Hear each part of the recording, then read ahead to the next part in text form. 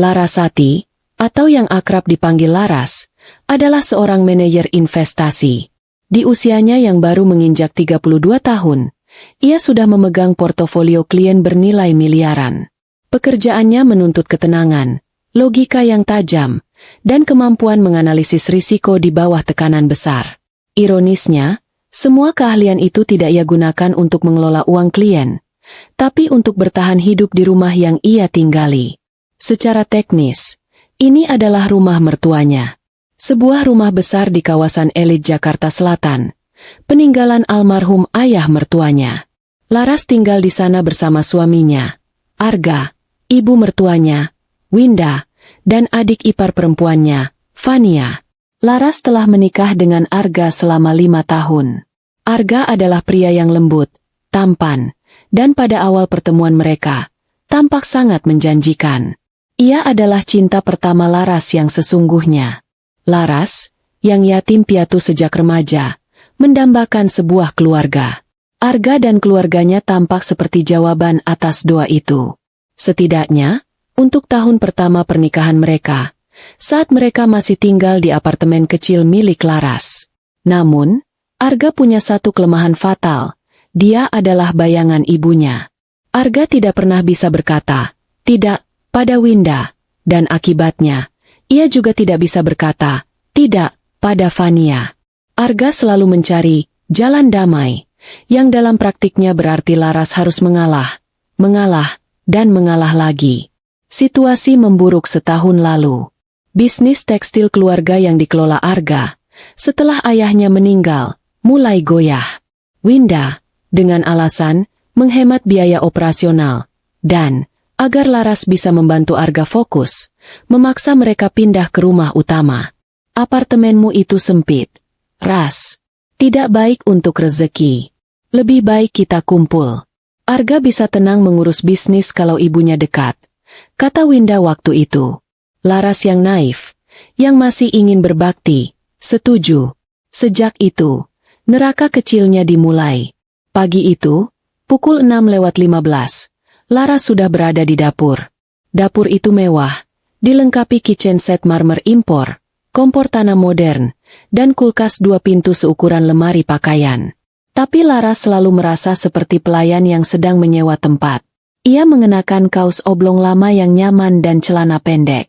Penampilannya yang sederhana ini sering menjadi bahan cemoohan halus dari Winda dan Fania, yang tidak tahu, atau pura-pura tidak tahu, bahwa gaji Laras yang menopang kemewahan yang mereka nikmati. Laras sedang membuat nasi goreng. Ia sengaja bangun sepagi ini, berharap bisa menikmati sarapan dalam ketenangan sebelum 2 singa di rumah ini terbangun. Cekah, minyak lagi. Laras membeku. Ia menoleh. Winda berdiri di ambang pintu dapur. Ibu mertuanya itu masih memakai daster sutra tipis berwarna marun. Rambutnya digulung roll besar. Wajahnya yang mulai menua tampak masam, bahkan sebelum hari dimulai. Selamat pagi, Bu. Sapa Laras, berusaha seramah mungkin. Arga yang minta nasi goreng pagi ini. Seleranya rusak sejak menikah sama kamu, dengus Winda. Ia berjalan ke dispenser, mengambil segelas air hangat. Dulu, pagi-pagi Arga itu makannya oatmeal. Sekarang lihat, nasi digoreng pakai minyak. Kolesterol semua itu. Kamu mau bikin anak ibu cepat mati. Laras menarik napas panjang, mengaduk nasi di wajan. Bohong, batinnya. Sebelum menikah, Arga pernah cerita kalau dia benci sekali oatmeal buatan ibunya. Tapi Laras hanya diam. Di rumah ini, diam adalah perisai terbaiknya. Membantah hanya akan memperpanjang masalah. Buatkan ibu jus. Seledri, apel hijau, jahe. Jangan pakai gula. Winda memberi perintah sambil berjalan ke meja makan. Laras mematikan kompor, memindahkan nasi goreng ke piring saji, lalu berbalik membuka kulkas untuk mengambil bahan-bahan jus. Ia melirik jam. 6.30. 15 menit ketenangannya dicuri. Arga turun tepat pukul 7. Ia sudah rapi dengan kemeja kerjanya. Dia tampak lelah, bahkan sebelum bekerja. Arga adalah pria yang terjebak. Laras tahu itu. Ia mencium pipi Laras sekilas. Pagi, sayang. Wah, nasi goreng. Lalu ia beralih ke ibunya, mencium tangannya dengan takzim. Pagi, Bu. Pagi. Itu, istrimu bikin nasi goreng berminyak.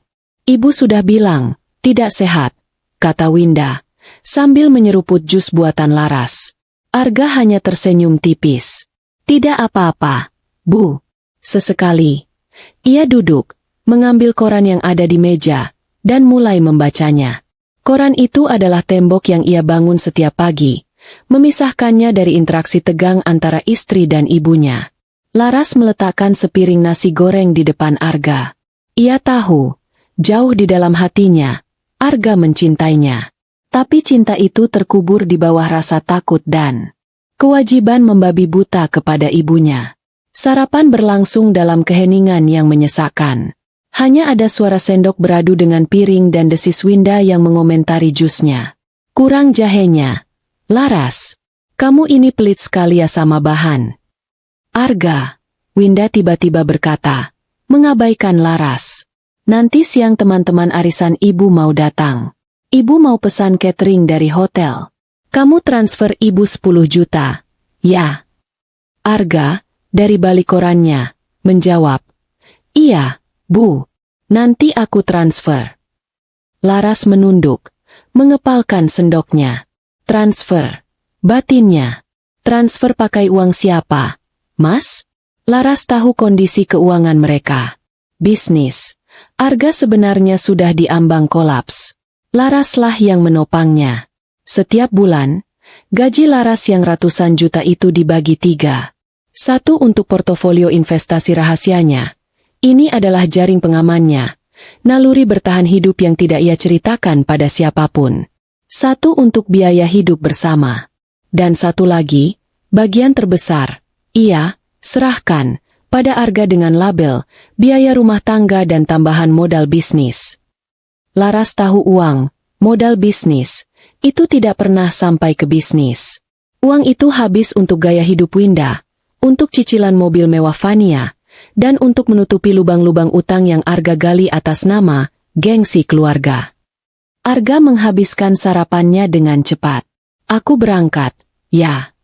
Ia mencium kening Laras, lalu tangan ibunya, dan bergegas pergi. Seolah lari dari medan perang. Laras membereskan piring kotor. Winda sudah pindah ke ruang tengah, menyalakan televisi dengan volume keras. Laras, panggil Winda. Kamu tidak ke kantor? Enak sekali ya jadi kamu. Di rumah saja main laptop. Tapi uang suami ngalir terus. Laras mengeringkan tangannya. Saya work from home, Bu. Klien saya banyak di luar negeri. Jadi jam kerjanya fleksibel. Sebentar lagi saya ada meeting online. Alah, bilang saja malas. Cibir Winda. Laras memilih untuk tidak menjawab. Ia berjalan ke ruang kerjanya. Sebuah kamar tamu kecil yang ia sulap jadi kantor darurat. Ia menyalakan laptopnya. Mencoba fokus pada grafik dan angka. Ia harus profesional. Pukul 10 pagi. Ketukan di pintunya membuatnya terkejut. Mbak Laras.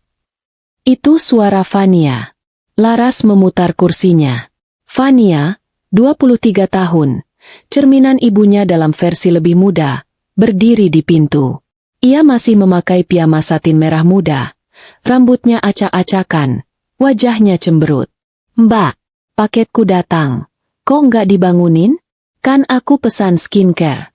Kalau kelamaan di luar panas, bisa rusak. Semprotnya. Satpam yang terima. Fania. Sudah di meja konsol di depan. Jawab Laras datar. Mencoba sabar. Ih, nggak cekatan banget sih. Fania menggerutu, lalu menghilang. Beberapa saat kemudian, ia kembali, sudah menenteng kotak besar. Ia duduk di kursi di depan meja kerja Laras, membuka paket itu dengan brutal. Isinya beberapa botol dan stoples krim yang Laras tahu harganya jutaan. Fania membuang kardus dan bubble wrap di lantai begitu saja. Mbak, lapar, rengeknya. Nasi goreng tadi pagi masih ada. Di meja makan. Ih, ogah. Nasi goreng sisa. Nggak ada croissant atau smoothies? Alpukat gitu. Di kulkas ada alpukat. Kamu buat sendiri. Ya, Mbak lagi meeting. Laras membalikan badannya menghadap laptop. Fania mendengus kesal. Tapi dia tidak pergi. Dia malah memainkan ponselnya. Laras mencoba mengabaikannya. Tapi deri notifikasi dari ponsel Fania sangat mengganggu. Mbak, kata Fania tiba-tiba. Laras memejamkan mata sesaat. Ya. Ulang tahunku kan 3 minggu lagi. Laras menghela napas. Ini dia. Mbak tahu. Aku mau bikin pesta. Mbak, yang proper. Yang keren. Windu, entah sejak kapan, sudah berdiri di pintu. Harus. Sayang, pestamu harus lebih mewah dari anaknya Tantrina kemarin. Malu-maluin keluarga kalau pestanya biasa saja. Fania tersenyum. Nah, itu. Aku mau bikinnya di hotel mulia. Private rooftop party. Aku udah kontak Ionya Caracella. Teman-temanku kan influencer semua. Mbak, gengsi. Dong. Masa pestaku kayak acara 17-an di kampung? Laras menelan ludah. Ia bisa membayangkan berapa biayanya. Itu pasti mahal sekali. Fania. Ya iyalah. Namanya juga pesta. Makanya aku mau minta tolong. Mbak. Waspada Laras meningkat. Tolong apa? Ionya minta DP. Biar venue-nya bisa di-lock tanggalnya. Aku mau minta ke Mas Arga. Tapi kata ibu, mending langsung ke Mbak aja. Kan Mbak yang pegang uang. Jantung Laras berdebar tidak nyaman. Nah, benar. Kan? Aku ini mesin ATM mereka. Berapa yang kamu butuh? Tanya Laras. Suaranya ia usahakan tetap tenang. Fania menatapnya dengan mata berbinar. Bukan binar polos, tapi binar penuh tuntutan. Nggak banyak kok, Mbak. Buat DP doang. Aku minta uang 30 juta. Laras berhenti mengetik. 30 juta. Fania mengatakannya seringan meminta uang parkir. 30 juta. Itu gaji staf junior di kantornya selama 6 bulan. Itu uang yang bisa ia putar menjadi 2 kali lipat dalam 3 bulan investasi. Kenapa? Laras? Kaget? Winda masuk ruangan, melipat tangan di dada. 30 juta itu kecil buat keluarga ini. Kamu jangan pelit-pelit sama adik ipar. Dia kan cuma mau senang-senang. Darah Laras mulai mendidih, tapi wajahnya tetap sedingin es. Ia menatap Fania, lalu Winda. Kita bicarakan ini nanti malam, kata Laras. Saat Arga ada di rumah. Ini adalah taktik mengulur waktu. Ia butuh suaminya ada di sana. Meskipun ia tahu Arga tidak akan banyak membantu, setidaknya Arga adalah tameng formalitasnya. Ih, kenapa harus nunggu Mas Arga? Fania merengek. Lama. Kan uangnya uang Mbak Laras. Tinggal transfer aja apa susahnya, sih? Pelit banget. Betul. Timpal Winda. Jangan dipersulit. Laras. Ini untuk kebahagiaan Fania. Transfer sekarang. Laras menutup laptopnya. Pelan. Suaranya terdengar sangat jelas di ruangan yang hening itu. Saya bilang, katanya, menatap tajam kedua wanita itu. Nanti malam. Nadanya datar, tapi penuh penekanan. Winda dan Fania sedikit terkejut. Laras jarang sekali menggunakan nada memerintah. Laras berdiri, mengambil gelas airnya, dan berjalan keluar dari ruang kerjanya, melewati mereka berdua. Saya mau masak untuk makan malam, katanya sambil lalu. Ia berjalan ke dapur, tangannya sedikit gemetar. Bukan karena takut, karena marah. Ia tahu persis apa yang akan terjadi malam ini. Ini bukan lagi sekadar permintaan uang. Ini adalah ultimatum. Dan Laras sadar, dia sudah lelah mengalah. Suasana menjelang makan malam terasa berat. Seolah udara di dalam rumah mewah itu kehabisan oksigen. Laras memasak dalam diam. Ia sengaja membuat menu favorit Arga, semur daging kentang, capcay udang, dan perkedel jagung. Mungkin ini adalah usaha terakhirnya yang putus asa untuk mengingatkan Arga pada keluarga yang pernah mereka coba bangun. Arga pulang pukul 7 malam, lebih larut dari biasanya. Wajahnya kusut. Laras tahu Arga pasti sudah ditelepon oleh Winda atau Fania. Suaminya itu pasti sudah di briefing seharian. Kamu dari mana saja, Arga? Semprot Winda begitu Arga menginjakan kaki di ruang keluarga. Ibu telepon dari tadi tidak diangkat. Ini, adikmu nungguin kamu. Arga melepas dasinya. Macet. Bu, tadi ada urusan sebentar. Ia melihat Laras yang sedang menata piring di meja makan. Capek ya, Mas? Sapa Laras pelan. Arga mengangguk lemah. Dia menghampiri Laras, tapi tidak menciumnya seperti biasa. Dia hanya menepuk bahu Laras. Aku mandi dulu, katanya, lalu bergegas naik ke kamar mereka. Laras tahu, Arga sedang menghindar. Makan malam dimulai pukul 7:30. 4 orang duduk di meja makan persegi panjang yang bisa menampung 12 orang. Keheningan terasa memekakan. Windu memulai. Masakanmu ini bikin enek. Laras, semurmu kemanisan. Capcaimu keasinan. Ibu jadi tidak nafsu makan. Laras hanya diam. Ia sudah kebal. Fania, yang sedari tadi hanya memainkan ponselnya di meja, tiba-tiba meletakkan gawai itu dengan keras. Mas Arga, Mbak Laras, aku mau ngomong serius. Arga menghela napas panjang. Ia meletakkan sendoknya. Soal ulang tahun kamu, kan, Van? Iya, sahut Fania. Masak Mas Arga nggak mau adiknya senang? Ini pesta penting, Mas. Semua teman-temanku datang. Anaknya Om Harun, putrinya Tante Siska. Ini bukan cuma pesta hura-hura. Ini networking. Siapa tahu aku bisa dapat koneksi buat bisnis atau apalah. Atau dapat jodoh kaya. Timpal Winda sambil tersenyum sinis. Daripada kamu, Fania, harus kerja keras. Lebih baik cari suami kaya raya. Laras merasakan asam lambungnya naik. Networking? Jodoh kaya? Mereka pikir hidup ini sinetron? Fania, kata Arga pelan. Nadanya lelah. 30 juta itu bukan uang kecil.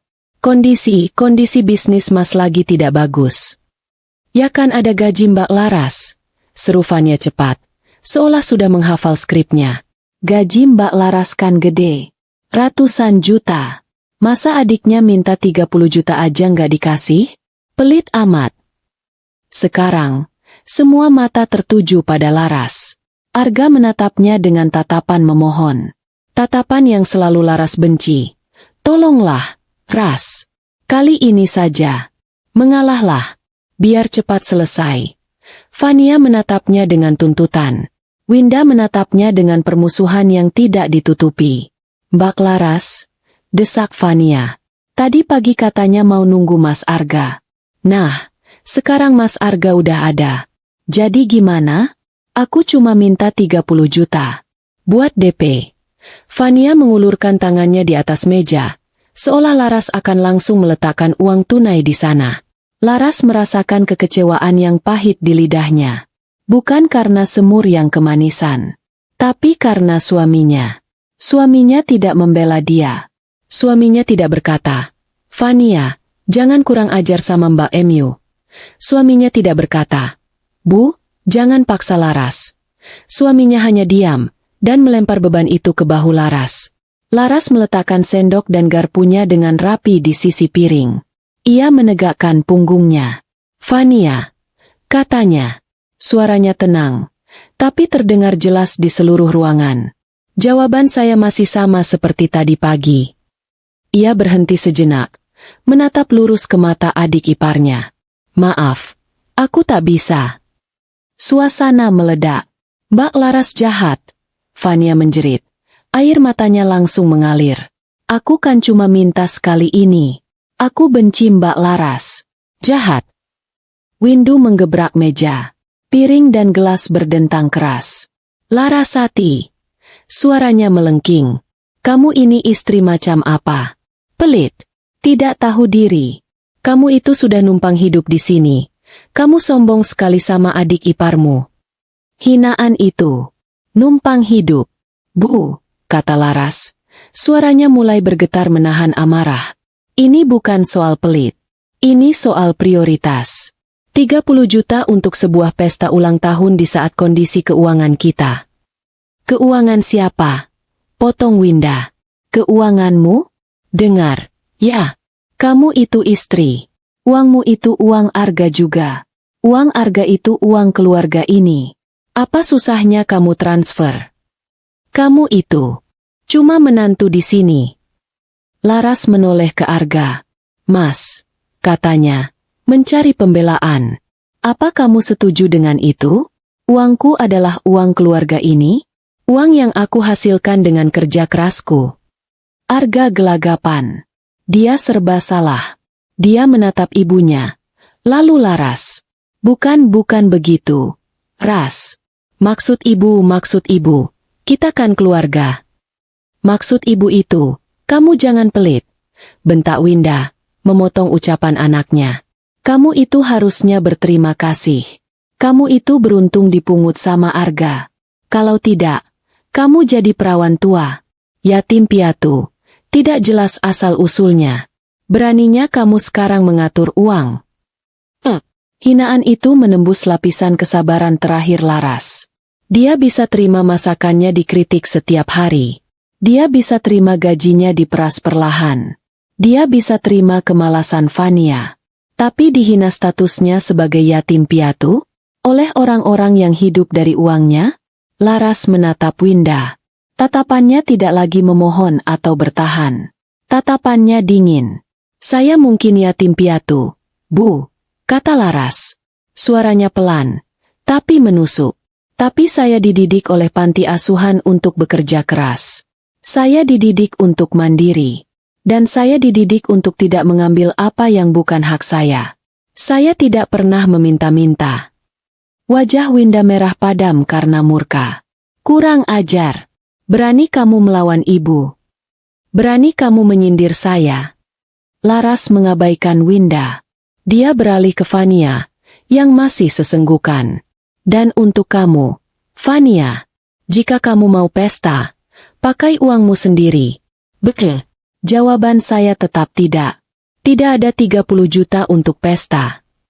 Ibu, lihat, Mbak Laras ngusir aku. Dia nyuruh aku kerja. Ibu, Fania meraung. Disinilah puncak kemarahan Winda. Dia berdiri. Tangannya menunjuk lurus ke wajah Laras. Saya tidak mau dengar lagi. Saya tidak mau lihat wajah sombongmu. Kamu kasih uang itu ke Fania sekarang. Kasih 30 juta atau kamu keluar dari keluarga ini. Keluar dari rumah ini. Pilih. Ultimatum itu menggema di ruang makan. Keluar dari keluarga ini. Laras menoleh sekali lagi. Pandangan terakhir. Kepada pria yang seharusnya menjadi pelindungnya. Arga. Suaminya. Arga menunduk dalam-dalam. Dia memijat pelipisnya. Dia tidak sanggup menatap Laras. Dia tidak sanggup menatap ibunya. Lalu, dia berbisik. Sebuah bisikan yang lebih menyakitkan dari semua teriakan Winda.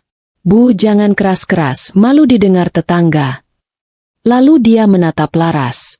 Matanya merah. Ras, udahlah kasih aja. 30 juta. Kan? Nanti Mas ganti. Itu dia. Bukan, Ibu, jangan usir istriku. Bukan, Fania, kamu keterlaluan. Tapi, Ras, udahlah, kasih aja. Dia kalah. Laras sadar, dia sudah kalah dalam pernikahan ini sejak dia setuju pindah ke rumah ini. Hatinya hancur. Bukan karena teriakan Winda, tapi karena bisikan pengecut Arga. Kebisuan suaminya adalah jawaban yang paling jelas. Dia sudah dikorbankan untuk kedamaian, semu. Laras berdiri. Kursi yang ia duduki bergeser pelan, tidak menimbulkan suara. Dia merapikan bajunya yang sedikit kusut. Dia menatap Winda. Dia menatap Fania.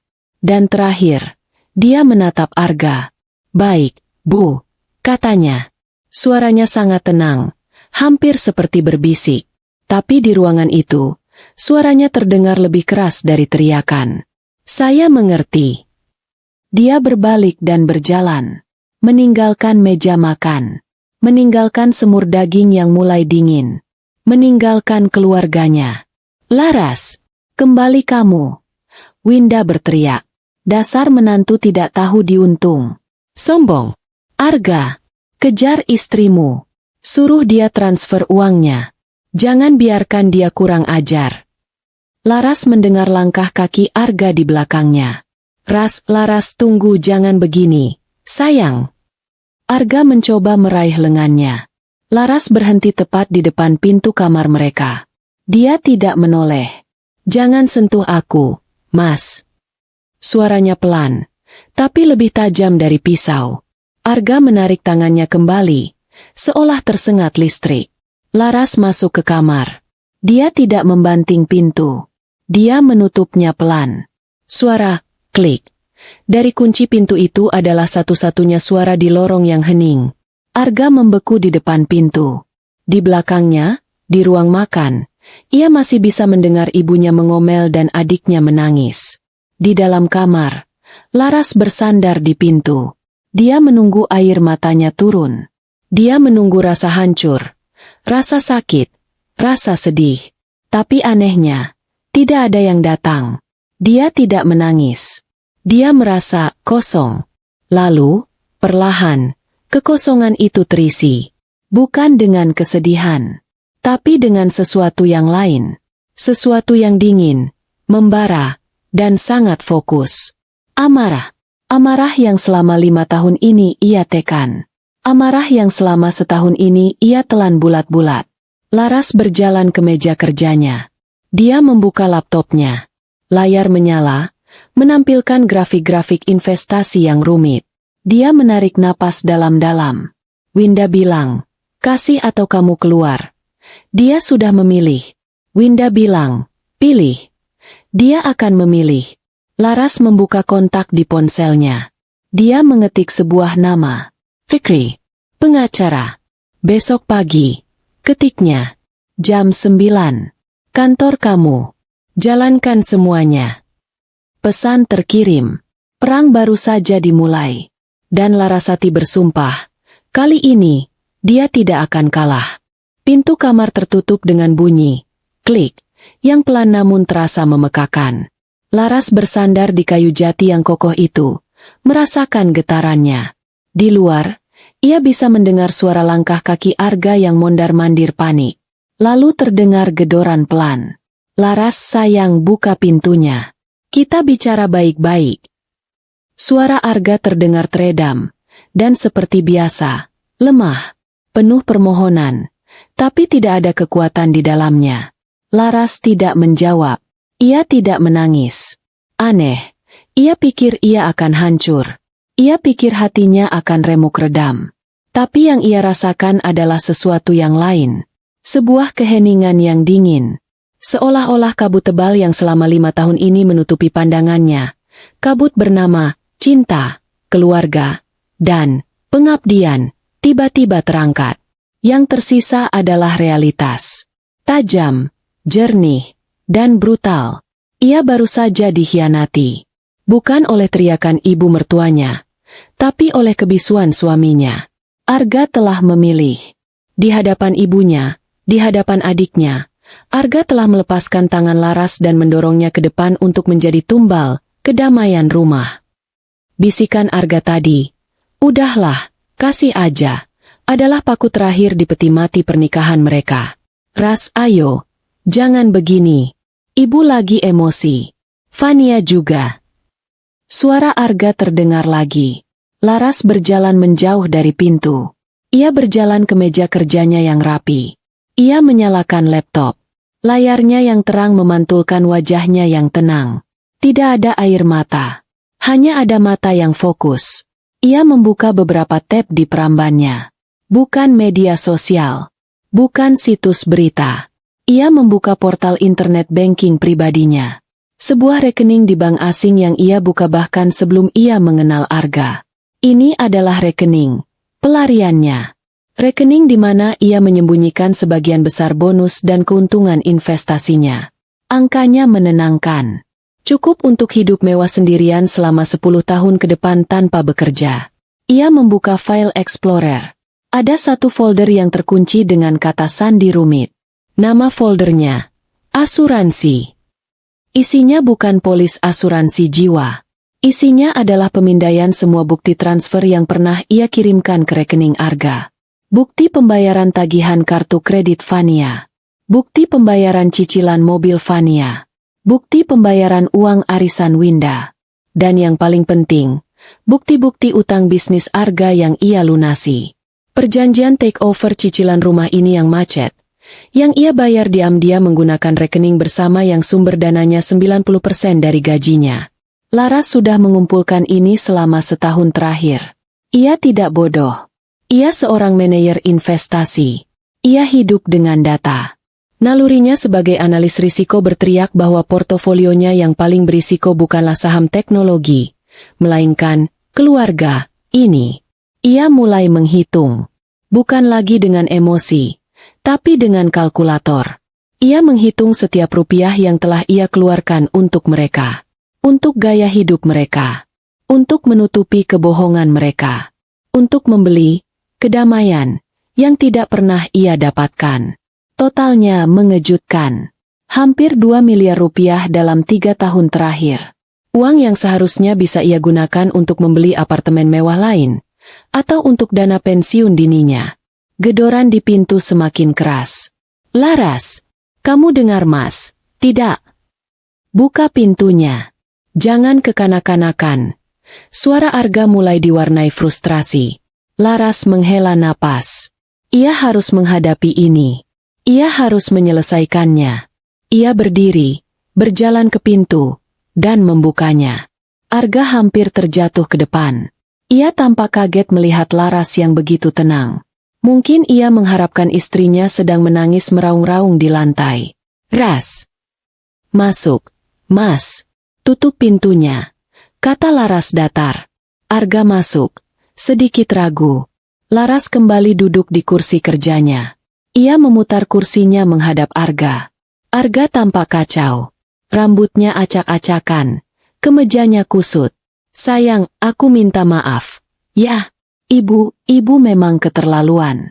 Tapi kamu tahu sendiri dia bagaimana. Vania juga. Mereka cuma apa, Mas? Potong Laras. Suaranya tetap. Neng. Cuma parasit. Cuma lintah. Arga tersentak. Laras, kamu kok ngomongnya kasar begitu? Mereka keluargaku. Dan aku istrimu. Balas Laras. Siapa yang kamu pilih tadi di meja makan?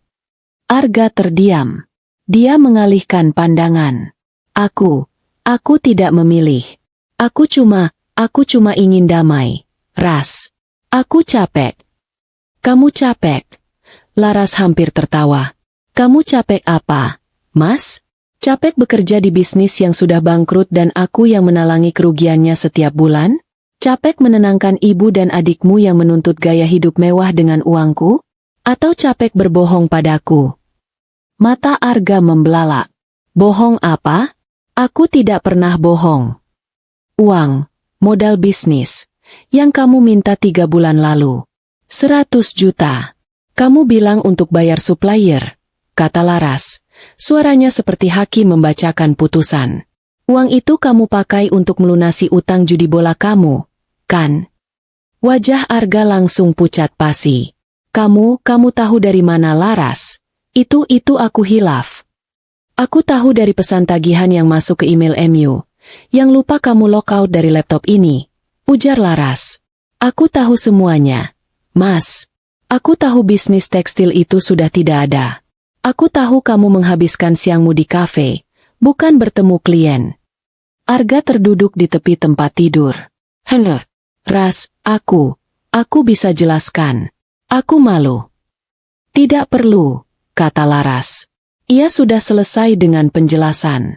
Sekarang, kita bicara soal permintaan ibu. Arga mengangkat wajahnya. Ada sedikit harapan. Jadi, kamu mau kasih? Laras menatap suaminya. Pria yang pernah ia cintai sepenuh hati. Pria yang kini terlihat sangat kecil dan menyedihkan. Kamu masih bertanya soal itu? Setelah semua ini? Ayolah, sayang. Arga berdiri, mencoba memegang tangan Laras. Laras menarik tangannya. Kasih saja. 30 juta. Demi ketenangan rumah. Anggap saja ini yang terakhir. Aku janji. Setelah ini, aku akan bereskan semuanya. Aku akan cari kerja lagi. Kita mulai dari awal. Janji. Janji Arga tidak ada harganya. Laras tahu itu. Ketenangan siapa, Mas? Tanya Laras. Suaranya pelan. Ketenanganmu? Ketenanganmu dari teriakan ibu? Ketenanganmu dari rengekan Fania?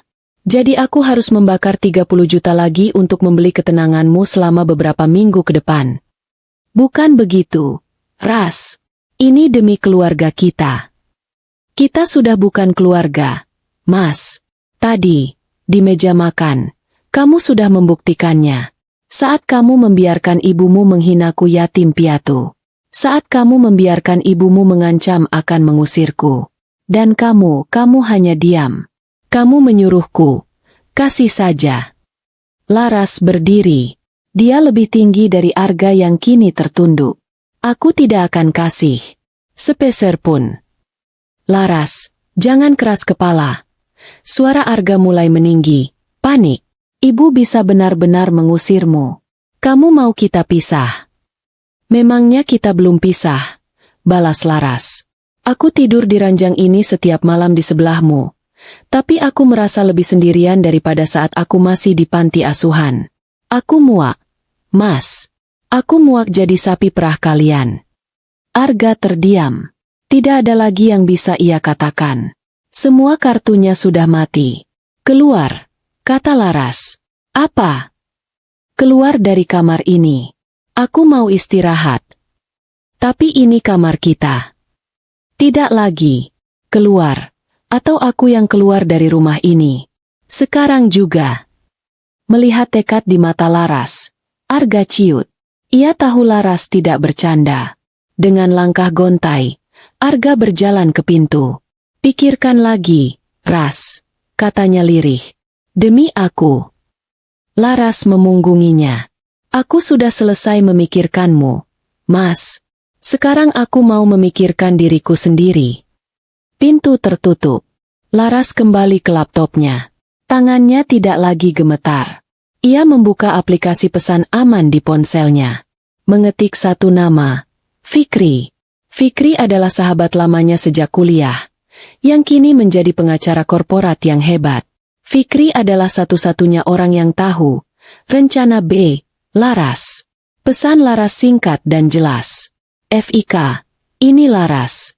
Rencana B, jalankan semuanya. Besok pagi. Ia menekan tombol kirim. Centang 2 biru muncul seketika. Satu balasan datang beberapa detik kemudian.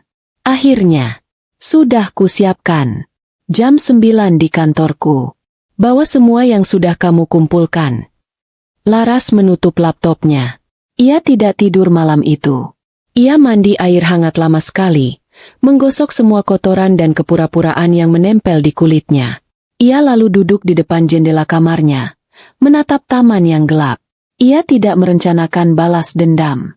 Balas dendam itu emosional dan berantakan. Ia merencanakan eksekusi. Klinis, legal, dan final. Malam itu, Larasati menghitung asetnya, menghitung kerugiannya, dan memutuskan untuk cut loss. Besok pagi, ia akan melikuidasi investasinya yang paling buruk, pernikahannya. Pukul 7:30 pagi. Matahari Jakarta sudah mulai menyengat. Di ruang makan, suasananya tegang, tapi ada aura kemenangan palsu yang terpancar dari 2 orang. Winda duduk di kepala meja, mengenakan daster sutra terbaiknya. Fania ada di seberangnya. Sesekali menyeringai sambil memoles kukunya dengan kuteks berwarna fuchsia. Mereka berdua tampak segar, seolah baru saja memenangkan lotre. Mereka yakin Laras sudah takluk. Setelah semalaman, digembleng, dan didiamkan oleh Arga, mereka yakin menantu pelit itu akhirnya sadar posisi. Arga duduk di kursinya. Ia adalah definisi dari kekacauan. Matanya merah. Kantung matanya menghitam. Dia jelas tidak tidur. Dia menatap piringnya yang kosong dengan pandangan nanar. Dia tahu sesuatu akan terjadi, tapi dia terlalu pengecut untuk mencegahnya. Pukul 8 kurang seperempat. Langkah kaki terdengar di tangga. Bukan langkah kaki Laras yang biasa, yang pelan dan ragu-ragu. Ini adalah langkah kaki yang mantap, berirama. Suara sepatu hak tinggi beradu dengan lantai marmer. Ketiganya menoleh. Larasati berdiri di ambang ruang makan.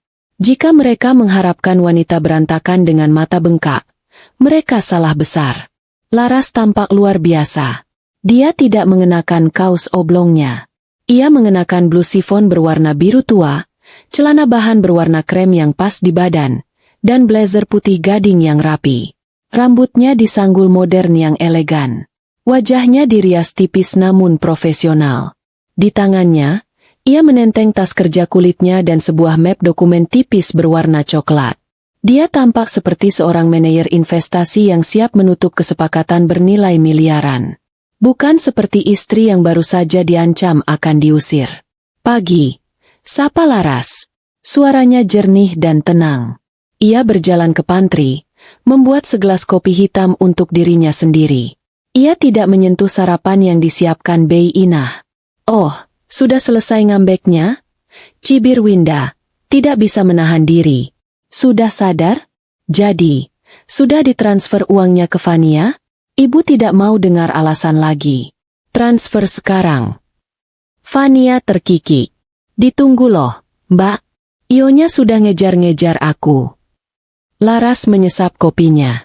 Panas, pahit. Dia menyukainya. Arga, kata Laras, mengabaikan kedua wanita itu. Kamu tidak ke kantor. Arga tergagap.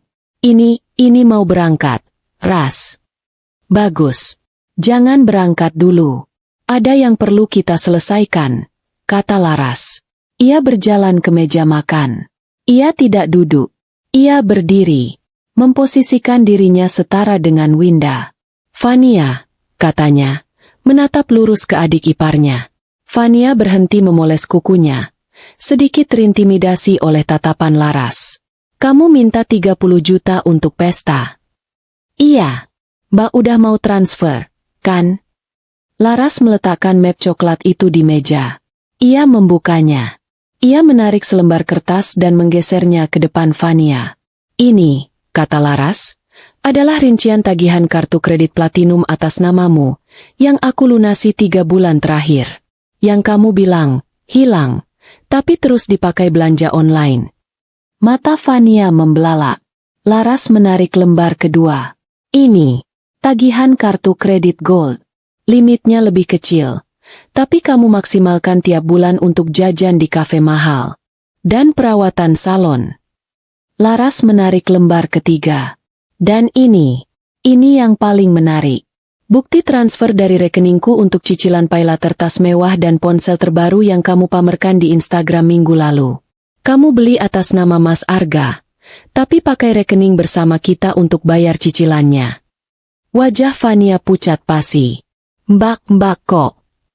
Totalnya, Laras menghitung cepat. 35.800.000 rupiah. Itu utangmu padaku. Fania, utang nyata. Uang yang sudah aku keluarkan. Belum termasuk pinjaman online kamu di 3 aplikasi berbeda yang bunganya sudah mencekik. Totalnya 12 juta, yang debt collectornya salah kirim tagihan ke email kantorku. Apa? Fania menjerit pelan, lebih mirip desisan ketakutan. Jadi, anggap saja 30 juta yang kamu minta itu untuk bayar sebagian utangmu. Lunas, tapi sisa 17.800.000-nya, aku tunggu pengembaliannya, kata Laras. Kini giliran Winda yang angkat bicara. Wajahnya memerah. Laras, apa-apaan ini? Kamu menghitung-hitung begitu sama adik sendiri? Tidak ikhlas kamu, hah? Oh, saya sangat ikhlas, Bu, kata Laras. Nadanya dingin. Saya ikhlas mencatatnya sebagai piutang. Sekarang, giliran ibu. Laras menatap ibu mertuanya. Ibu bilang, saya numpang hidup di rumah ini. Memang benar. Ini rumahku. Rumah peninggalan suamiku. Betul. Peninggalan suami ibu yang hampir disita bank 6 bulan lalu karena bisnis Mas Arga macet dan tidak bisa membayar cicilan, kata Laras. Ia menoleh ke Arga. Suaminya itu menunduk begitu dalam. Wajahnya seolah ingin menembus meja makan. Mas Arga, kamu ingat, kan? Kamu datang padaku, menangis, bilang butuh modal 150 juta. Kamu bilang untuk bayar supplier yang macet. Arga tidak bergerak. Kamu bohong, lanjut Laras. Uang itu tidak pernah ke supplier. Uang itu, dan uang-uang, modal, lainnya selama 6 bulan terakhir, dipakai untuk menutupi tunggakan cicilan rumah ini. Totalnya, 120 juta. Laras menggeser setumpuk bukti transfer di depan Winda. Ini buktinya. Uang dari rekening gaji saya, ditransfer ke rekening Mas Arga, yang kemudian ditransfer ke bank untuk membayar cicilan rumah yang ibu banggakan ini. Rumah yang ibu bilang saya tumpangi. Winda terdiam. Mulutnya membuka dan menutup seperti ikan kehabisan air. Dia tidak tahu soal ini. Arga jelas menyembunyikannya. Itu kan sudah kewajiban istri. Membantu suami. Winda mencoba mencari pembelaan. Suaranya tidak lagi sekencang tadi. Membantu suami, iya, kata Laras. Bukan menopang seluruh keluarga yang parasitis, yang kerjanya hanya menguras dan menghina. Jaga mulutmu, Laras. Mulut saya terjaga, Bu. Tidak seperti mulut ibu yang menghina saya yatim piatu. Keheningan total. Fania gemetar ketakutan. Winda kehabisan kata-kata. Arga membeku. Laras melihat jam tangannya. 8:15. Dan pagi ini, katanya, sambil memasukkan kembali dokumen-dokumen itu ke dalam map. Tepat pukul 8.00. Saya sudah melakukan beberapa transaksi. Dia menatap Arga.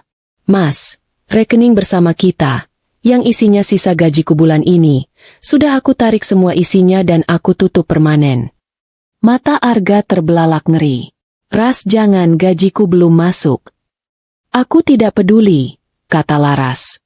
Seluruh aset likuid atas namaku, semua portofolio investasi, semua reksadana, sudah aku pindahkan ke rekening private banking atas nama gadisku. Rekening yang tidak bisa dijamah oleh siapapun. Rekening yang tidak ada hubungannya dengan keluarga ini. Kamu. Winda tergagap. Saya apa, Bu? Laras tersenyum tipis. Senyum yang tidak mencapai matanya. Saya cuma wanita yatim piatu yang pelit, kan? Jadi saya mengamankan uang saya. Laras menyandang tas kerjanya di bahu. Permintaan 30 juta, katanya. Secara resmi ditolak. Keran uang, secara resmi, ditutup. Selamat menikmati sarapan. Dia berbalik, berjalan menuju pintu depan. Mbak Laras mau kemana? Jerit Fania panik. Dia sadar, tanpa Laras, hidupnya selesai. Tidak ada lagi skincare mahal. Tidak ada lagi pesta. Laras berhenti di pintu. Arga, panggilnya, tanpa menoleh.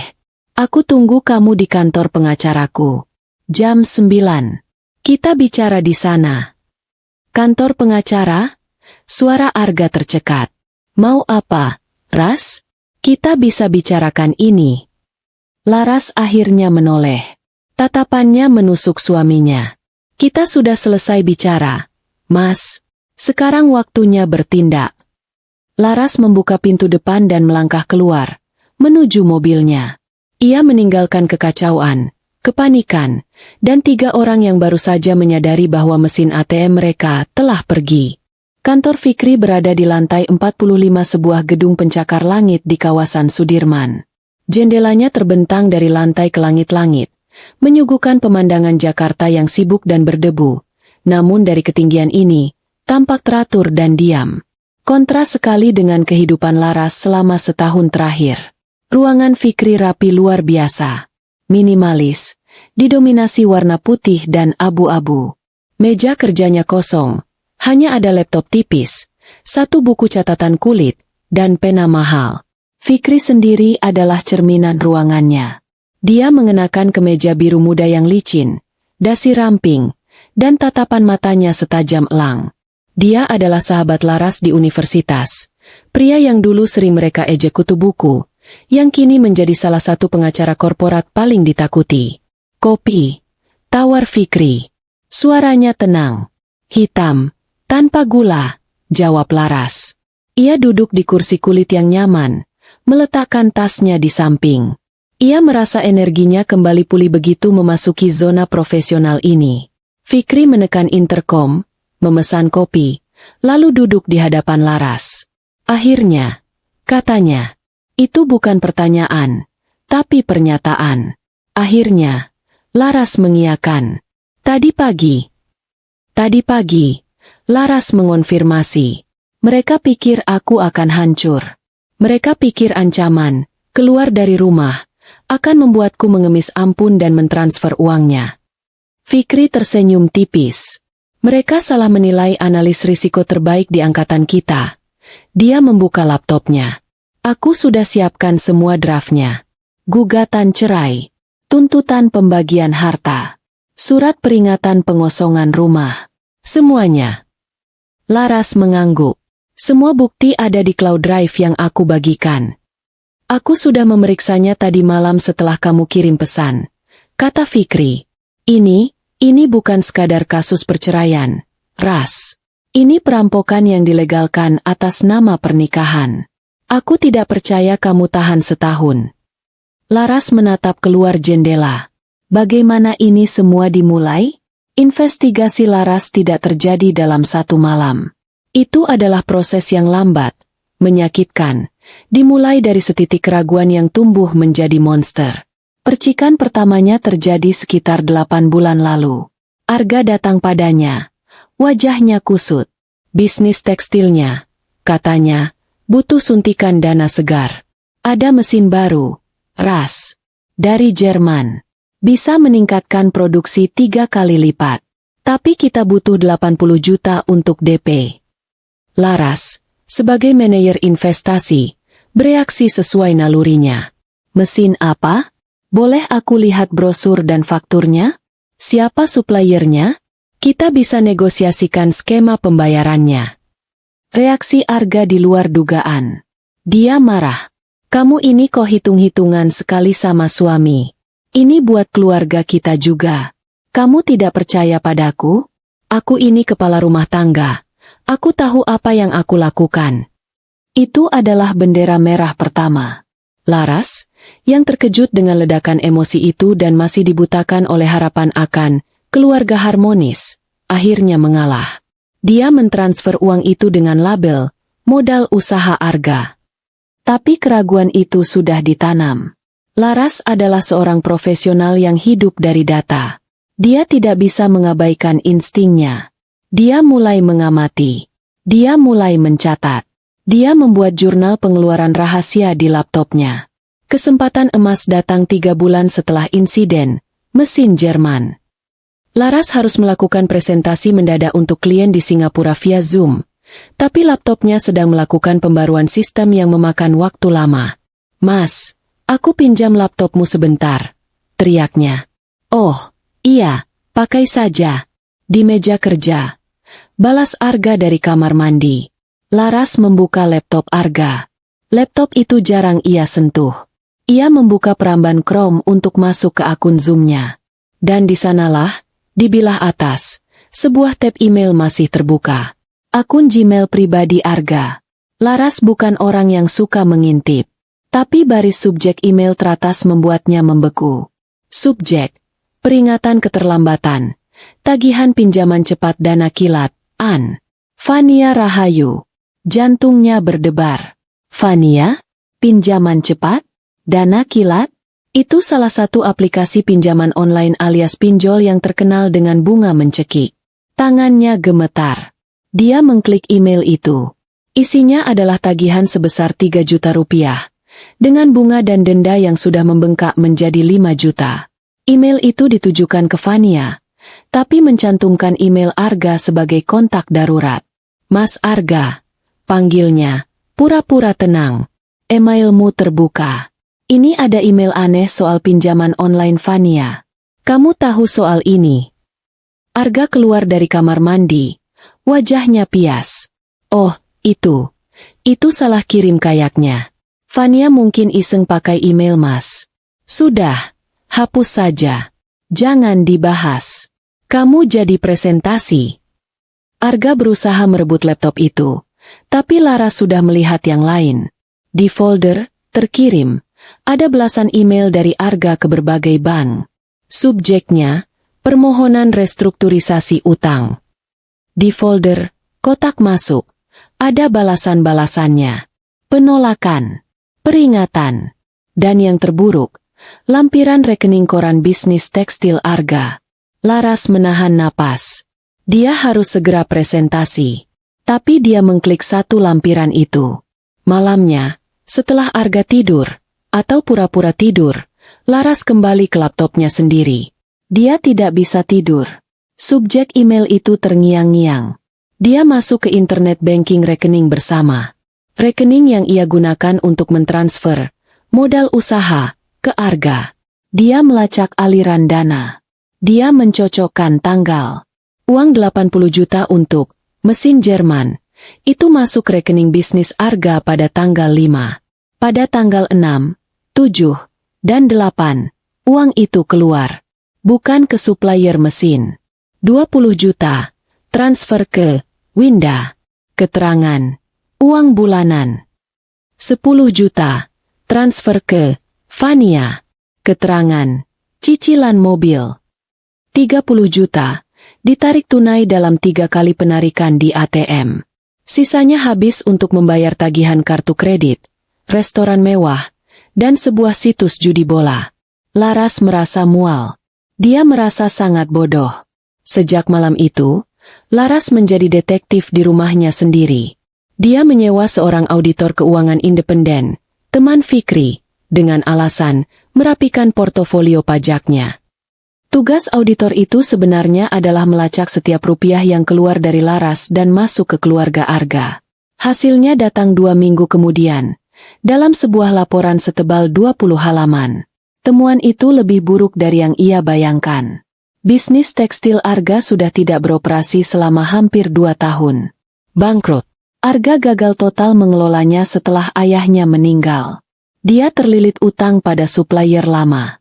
Uang yang Laras berikan sebagai modal usaha tidak pernah menyentuh bisnis itu. Uang itu masuk rekening bisnis yang sudah mati, lalu langsung didistribusikan oleh Arga untuk 3 hal.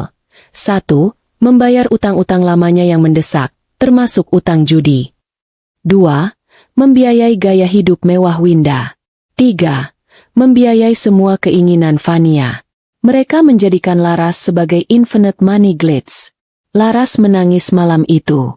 Dia menangisi kebodohannya. Dia menangisi pernikahannya yang palsu.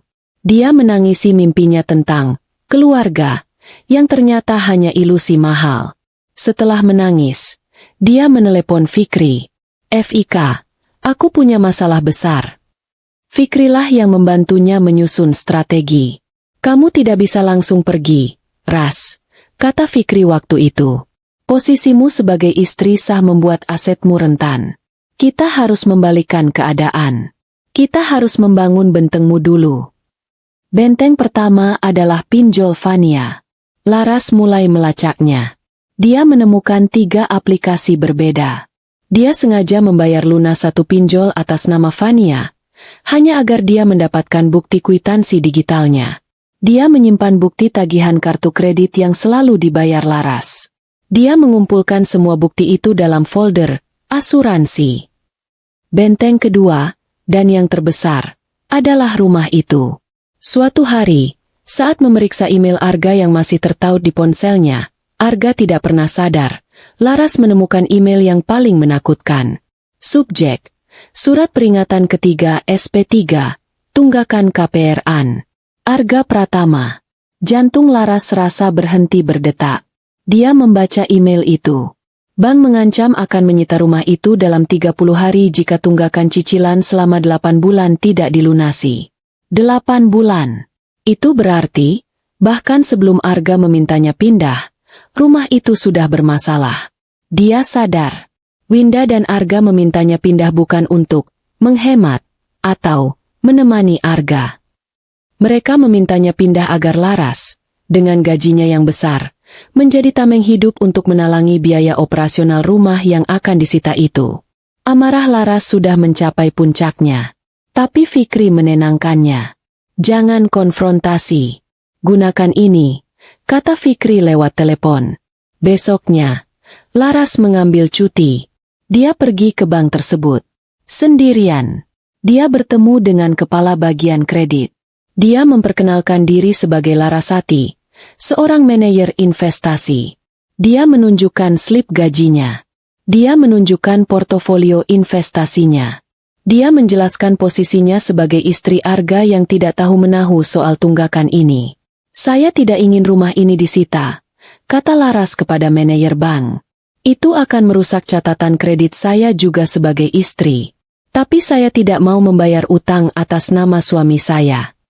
Lalu apa solusi Anda, Bu? Saya ingin mengambil alih KPR ini, kata Laras. Sepenuhnya. Lunasi tunggakannya hari ini. Dan lanjutkan sisa cicilannya atas nama saya pribadi. Kita buat akta pengalihan hak tanggungan. Manajer bank itu terkejut. Ban mana yang tidak mau dibayar? Apakah suami Anda setuju? Ini, Laras mengeluarkan surat kuasa palsu yang Arga tanda tangani. Arga mengira itu adalah surat kuasa untuk mengurus pajak bisnis. Dia tidak pernah membacanya. Saya punya surat kuasa untuk mengelola asetnya, kata Laras dingin. Proses itu berjalan cepat. Laras mentransfer ratusan juta dari rekening pribadinya, rekening rahasianya, untuk melunasi tunggakan 8 bulan plus dendanya. Sisa cicilan KPR, yang masih tersisa sekitar 5 tahun, resmi beralih atas nama Larasati. Sejak hari itu, 6 bulan lalu, Laras diam-diam mencicil rumah itu. Rumah yang Winda klaim sebagai miliknya. Rumah yang Winda gunakan untuk mengancam akan mengusir Laras. Laras telah membeli senjatanya, mengisi pelurunya, dan menunggu saat yang tepat untuk menembak. Ras? Suara Fikri menyadarkannya dari lamunan. Laras mengerjap. Ya. Kamu sudah siap? Arga sudah di lobi. Baru ditelepon resepsionis. Laras menatap kopinya yang sudah setengah dingin. Ia meneguknya sekali lagi. Pahit, tapi membersihkan pikirannya. Aku siap, kata Laras. Panggil dia masuk. Mari kita selesaikan ini. Bab 6. Rumah ini milik siapa? Pintu ruang rapat yang terbuat dari kaca buram itu terbuka pelan. Arga masuk dengan langkah ragu. Penampilannya 180 derajat berbeda dari Laras. Jika Laras tampak seperti seorang eksekutif yang memegang kendali, Arga tampak seperti orang yang baru saja terseret banjir bandang. Kemejanya, yang tadi pagi rapi, kini kusut di bagian perut karena mungkin ia tarik-tarik di mobil. Matanya merah dan bengkak. Jelas dia menangis. Rambutnya acak-acakan. Dia melihat Laras, lalu melihat Fikri. Tatapannya beralih antara amarah dan permohonan. Terima kasih sudah datang, Pak Arga, kata Fikri datar, tidak beranjak dari kursinya. Dia menunjuk kursi di seberang meja. Silakan duduk. Arga tidak duduk. Dia berjalan melewati kursi itu, langsung menuju Laras. Ras, katanya. Suaranya parau dan sedikit gemetar. Kamu apa-apaan ini? Kamu serius? Pengacara? Kamu mau menghancurkan keluarga kita? Laras menatap suaminya. Tidak ada lagi cinta di matanya. Yang ada hanya rasa lelah dan kasihan. Duduk. Mas, kita bicara baik-baik. Aku tidak mau bicara baik-baik. Aku mau kamu pulang. Sekarang. Arga mencoba meraih tangan Laras. Pak Arga, suara Fikri memotong. Nadanya dingin dan menusuk. Jika Anda menyentuh klien saya tanpa persetujuannya, saya akan memanggil keamanan. Anda berada di kantor hukum saya. Duduk, atau kita lanjutkan ini di pengadilan. Ancaman itu berhasil. Arga mundur, menatap Fikri dengan benci. Kamu pasti yang meracuni Laras. Saya hanya menjalankan tugas saya sebagai kuasa hukumnya, balas Fikri. Sekarang, duduk. Arga akhirnya duduk di kursi yang ditunjuk, melempar tas kerjanya ke lantai dengan kasar. Dia menyilangkan tangan di dada, sikapnya defensif. Oke, jadi ini maumu, Ras? Pisah? Kamu mau cerai? Setelah semua yang aku berikan. Laras hampir tertawa. Semua yang kamu berikan? Apa? Mas? Utang? Hinaan dari keluargamu? Laras, jangan mulai. Arga memohon. Oke, aku salah. Aku minta maaf. Aku hilaf soal uang itu. Tapi ibu sok. Ras. Dia nangis terus dari tadi. Fania pingsan. Kamu tega? Fania pingsan. Tanya Laras. Pingsan karena tidak jadi dapat 30 juta. Atau pingsan karena tagihan pinjolnya ketahuan? Arga terdiam. Dia tidak bisa menjawab. Begini, Pak Arga. Fikri mengambil alih. Kita di sini bukan untuk membahas drama keluarga. Kita di sini untuk membahas fakta hukum. Klien saya, Ibu Larasati, sudah memantapkan keputusannya. Dia akan mengajukan gugatan cerai. Apa? Arga berdiri lagi. Kamu tidak bisa. Aku tidak mau cerai. Aku masih cinta sama kamu, Ras. Cinta?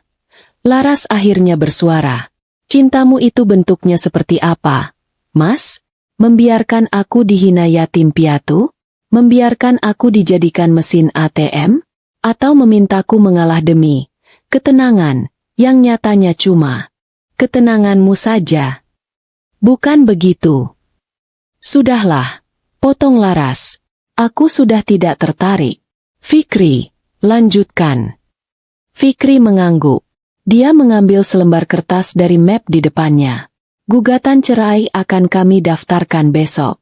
Alasannya, percekcokan terus-menerus dan ketidakbertanggang-ngangang suami dalam menafkahi istri. Aku menafkahi, seru Arga. Dengan uang siapa, Pak Arga? Tanya Fikri. Data rekening koran Anda menunjukkan tidak ada pemasukan dari bisnis Anda selama 20 bulan terakhir. Yang ada hanya pemasukan dari rekening Ibu Larasati. Arga terbungkam. Sekarang, lanjut Fikri, kita bicara pembagian aset. Harta gono gini. Mata Arga tiba-tiba menyala. Ada secercah keserakahan di sana. Jika dia akan kehilangan Laras, setidaknya dia bisa mendapatkan uangnya. Oke, bagi 2. Kata Arga cepat. Apartemen kamu yang di Kuningan. Mobil kamu. Semua investasi kamu. Bagi 2. Fikri tersenyum tipis. Tidak secepat itu. Pak Arga, apartemen di Kuningan dibeli oleh Ibu Larasati 3 tahun sebelum pernikahan. Itu harta bawaan.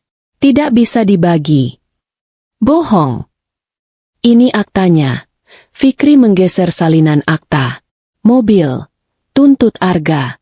Mobil Pajero yang Anda pakai dibeli atas nama Ibu Larasati dengan uang pribadi beliau. Mobil sedan yang dipakai klien saya adalah fasilitas dari kantornya. Keduanya bukan harta bersama.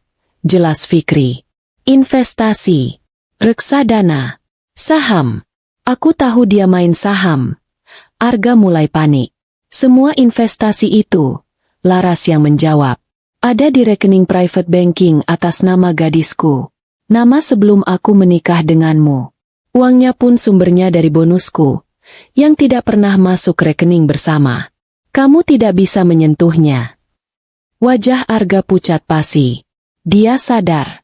Dia tidak akan mendapatkan apa-apa. Semua rencananya, rencana keluarganya, hancur berantakan. Kamu sudah merencanakan ini semua, Ras.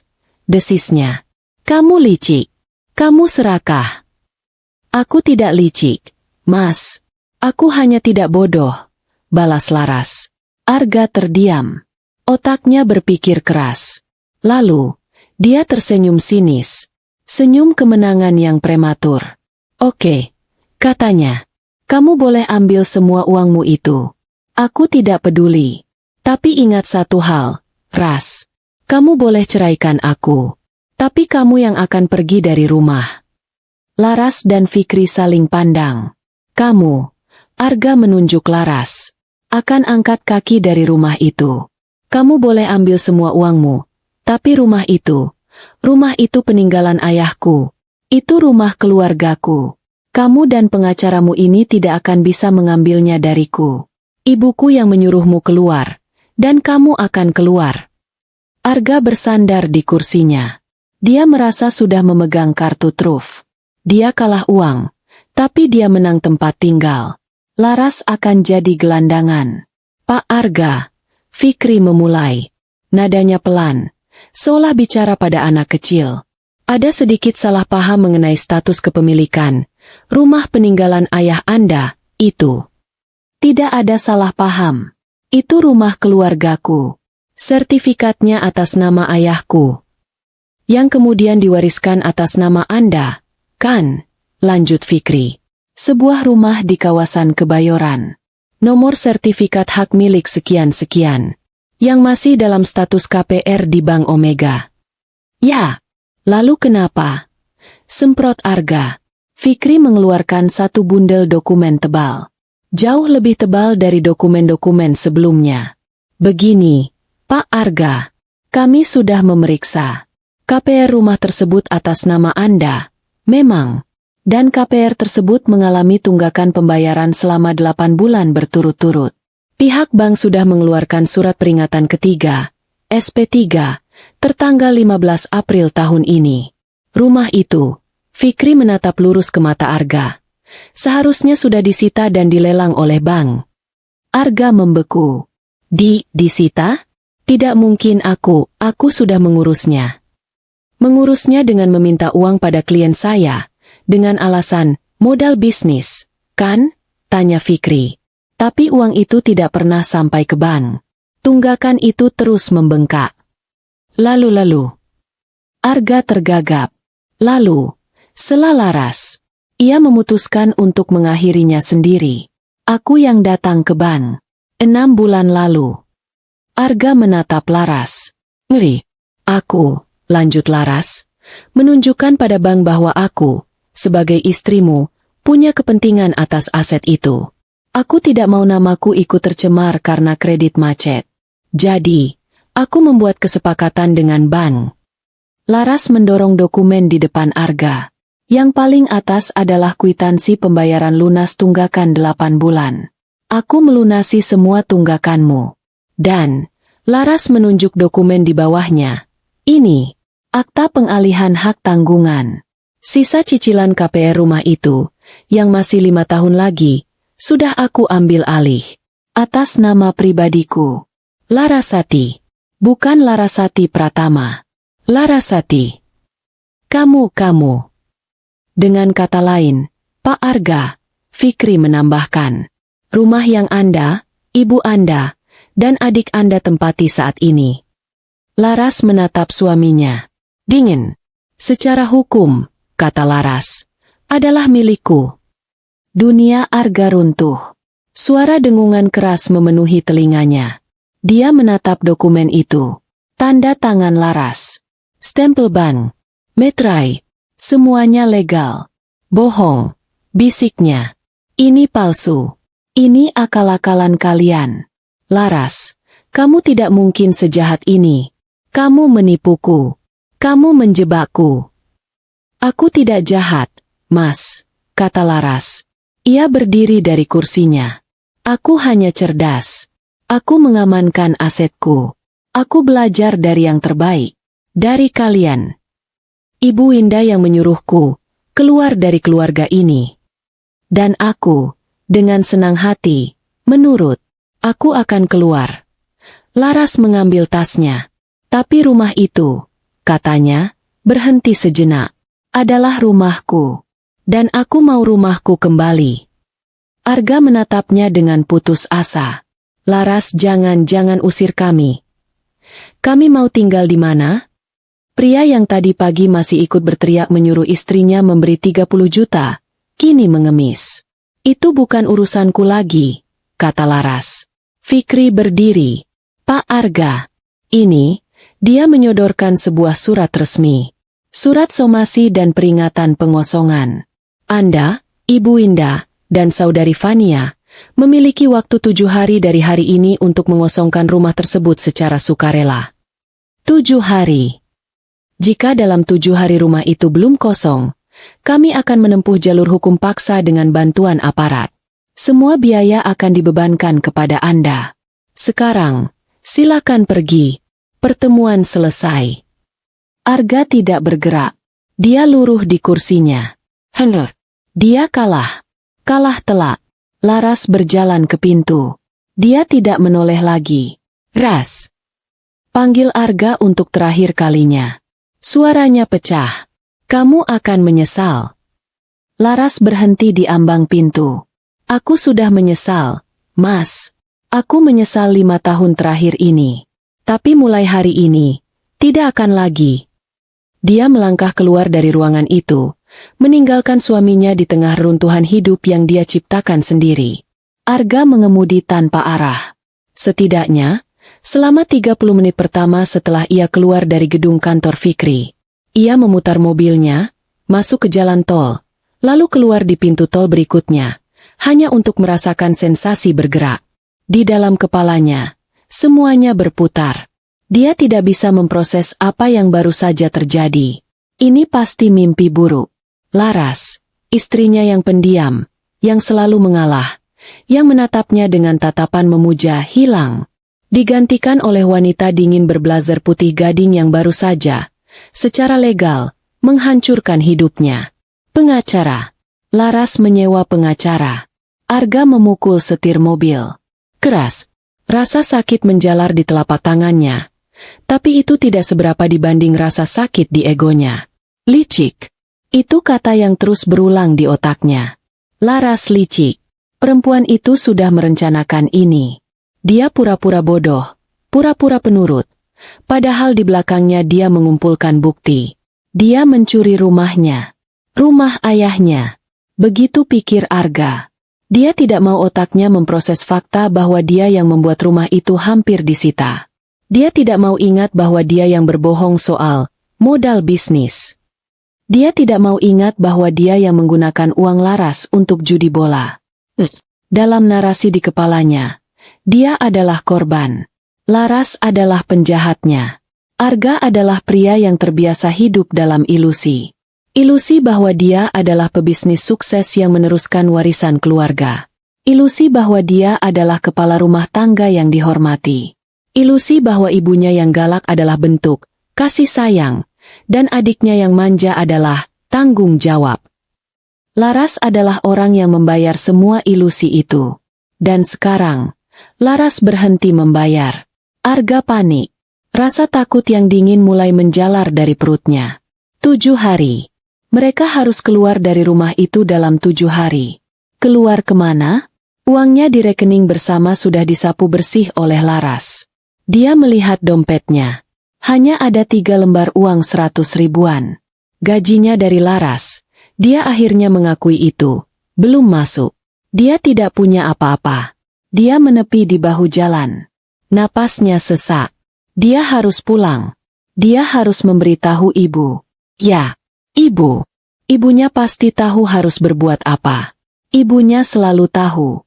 Perjalanan pulang ke rumah yang ternyata bukan rumahnya lagi terasa seperti perjalanan menuju tiang gantungan. Dia memarkir mobilnya. Mobil Laras. Dia baru sadar, di garasi. Saat dia masuk, suasana rumah terasa aneh. Sepi. Tapi ini sepi yang mencekam. Di ruang tengah, Winda dan Fania sedang duduk. Mereka tidak sedang menonton TV. Mereka duduk tegap di sofa, menatapnya. Gimana? Tanya Winda. Suaranya tajam. Sudah kamu beri pelajaran istri durhakamu itu? Kapan dia transfer? Fania, yang sepertinya sudah pulih dari pingsannya, ikut menimpali. Iya, Mas. Ini Yonya telepon aku terus. Aku malu. Tahu. Mas Arga kok lama banget. Sih? Tinggal bilangin Laras transfer aja apa susahnya. Arga menatap ibu dan adiknya. 2 orang ini. 2 orang yang memulai semua ini dengan permintaan 30 juta. Dia tidak tahu harus mulai dari mana. Dia terlalu pengecut untuk mengatakan yang sebenarnya. Dia lagi keras kepala. Bu, kata Arga. Suaranya lemah. Keras kepala? Winda berdiri. Kamu ini suami macam apa? Lemah. Lembek. Harusnya kamu tampar saja mukanya. Bilang sama dia. Kalau tidak nurut, kamu ceraikan. Ancam dia. Arga. Aku sudah bilang. Terus. Arga tidak tahan lagi. Dia harus mengatakannya. Laras yang mau cerai, Bu. Hening. Fania menjatuhkan ponselnya ke sofa. Apa? Cerai? Mbak Laras minta cerai. Winda tertawa. Tawa yang serak dan mengejek. Bagus. Bagus sekali. Akhirnya perempuan sombong itu menunjukkan belangnya. Silahkan. Ceraikan dia. Usir dia sekarang juga. Jangan kasih dia ambil apa-apa. Ibu sudah punya calon baru buat kamu. Arga. Anaknya Tante Siska. Kaya raya. Tidak pelit kayak si yatim piatu itu. Arga memejamkan matanya. Ibunya tidak mengerti. Mereka tidak mengerti. Kita tidak bisa mengusirnya. Bu, bisik Arga. Apa maksudmu tidak bisa? Ini rumahku. Aku yang berhak mengusir dia. Arga menarik napas panjang. Dia menatap ibunya. Bukan, Bu. Bukan apa? Ini bukan rumah kita lagi. Winda menatapnya bingung. Kamu ini ngomong apa, sih? Mabuk kamu, ya? Arga akhirnya luruh. Dia terduduk di lantai. Laras dia diam-diam mengambil alih cicilan rumah ini. 6 bulan lalu. Waktu aku bilang bisnis lagi seret. Mengambil alih. Fania memekik. Maksudnya, rumah ini atas nama Laras. Dia punya buktinya. Dia punya aktanya. Dia ke bank di belakang kita. Dia melunasi tunggakan yang aku tidak bisa bayar. Untuk pertama kalinya seumur hidupnya, Arga melihat ibunya terdiam membisu. Wajah Winda, yang biasanya angkuh dan penuh cemoohan, kini pucat pasi. Dia mundur selangkah, berpegangan pada sandaran sofa. Dia menjebak kita. Desis Winda. Dia mengusir kita. Bu, kata Arga. Suaranya pecah. Dia memberi kita waktu 7 hari untuk keluar dari rumah ini. Tidak. Winda menjerit. Jeritan itu bukan jeritan marah. Itu jeritan putus asa. Jeritan ketakutan murni. Tidak mungkin. Ini rumahku. Rumah peninggalan ayahmu. Arga, kamu bohong, kan? Bilang ini bohong. Aku lihat suratnya. Bu. Dari pengacara. Dari bank. Semuanya sah. Fania mulai menangis. Tapi ini bukan tangisan manja pura-pura seperti tadi malam. Ini tangisan histeris yang nyata. Keluar. Kita diusir. Kita mau tinggal di mana, Mas? Kita jadi gelandangan. Aku nggak mau. Aku nggak mau miskin. Mas Arga, lakuin sesuatu. Winda, setelah shock beberapa detik, kembali ke wujud aslinya. Tapi kini kemarahannya bercampur dengan kepanikan. Perempuan ular. Perempuan licik. Makinya, mondar-mandir. Beraninya dia. Dia menjebak anakku. Dia mencuri rumahku. Arga, ini semua salahmu. Kenapa kamu lemah? Kenapa kamu biarkan dia pegang uang? Kenapa kamu serahkan semuanya ke dia? Kamu ini laki-laki bukan? Dulu, Arga akan diam saja jika dimarahi ibunya. Tapi sekarang, dia ikut meledak. Ibu pikir aku mau ini terjadi? Teriak Arga. Ibu yang terus minta uang. Fania yang terus merengek. Arisan, tas, mobil, pesta. Kalian pikir aku cari uang dari mana? Bisnis itu sudah lama hancur. Aku pusing, Bu. Laras satu-satunya peganganku. Tapi kalian yang membuat dia pergi. Kamu menyalahkan ibu? Winda menampar pipi Arga. Plak. Suara tamparan itu menggema. Arga tertegun. Fania semakin histeris. Ini adalah pilihan Arga. Momen di mana dia bisa sadar bahwa dia salah, bahwa keluarganya ini beracun. Momen di mana dia bisa berkata, "Iya, Bu, kita salah. Kita harus minta maaf pada Laras." Tapi Arga tidak melakukannya. Dia memegang pipinya yang panas. Tamparan itu menyadarkannya. Bukan menyadarkan kesalahannya, tapi menyadarkan siapa timnya. Dia tidak akan pernah bisa melawan ibunya. Matanya yang tadi putus asa, kini berubah mengeras. Kebenciannya pada Laras, yang ia anggap sebagai sumber semua masalah ini, mengalahkan rasa bersalahnya. Dia menjebakku, Bu, desis Arga, mengulangi kata-kata ibunya. Dia licik. Dia sudah merencanakan ini dari lama. Dia sengaja membiarkan rumah ini hampir disita, supaya dia bisa mengambilnya. Dia memutarbalikkan fakta, dan ibunya langsung mengangguk setuju. "Benar," kata Winda. "Dia sengaja. Dasar yatim piatu tidak tahu diuntung. Arga, kita harus lawan. Kita sewa pengacara juga. Bilang sama pengacara kita, dia menipu kamu. Dia memalsukan tanda tanganmu." "Tapi aku tanda tangan surat kuasanya, Bu," kata Arga lemah. "Aku kira untuk pajak." "Tidak peduli," bentak Winda. "Kita lawan. Kita harus dapatkan rumah ini kembali. Dan semua uangnya." "Kita tidak punya uang untuk sewa pengacara, Bu," kata Arga pahit. Winda terdiam. "Benar. Mereka tidak punya apa-apa. Telepon dia," perintah Winda. Suaranya dingin. "Telepon Laras sekarang juga." "Untuk apa, Bu?" "Minta maaf. Merayu dia. Bilang kamu cinta sama dia. Bilang kamu akan ceraikan dia kalau dia tidak membatalkan pengusiran ini." Jangan. Bilang kamu tidak akan pernah ceraikan dia. Bilang kamu akan menyiksanya seumur hidup kalau dia berani macam-macam. Ancam dia. Arga, pakai otakmu." Arga bingung. Minta maaf? Mengancam? Ibunya kalap. Tapi dia mengambil ponselnya. Dia mencari nama. "Larasati, istriku." Tangannya gemetar. Di loudspeaker, perintah Winda. Arga menekan tombol panggil dan tombol speaker. Nada sambung berbunyi. Kali. 2 kali.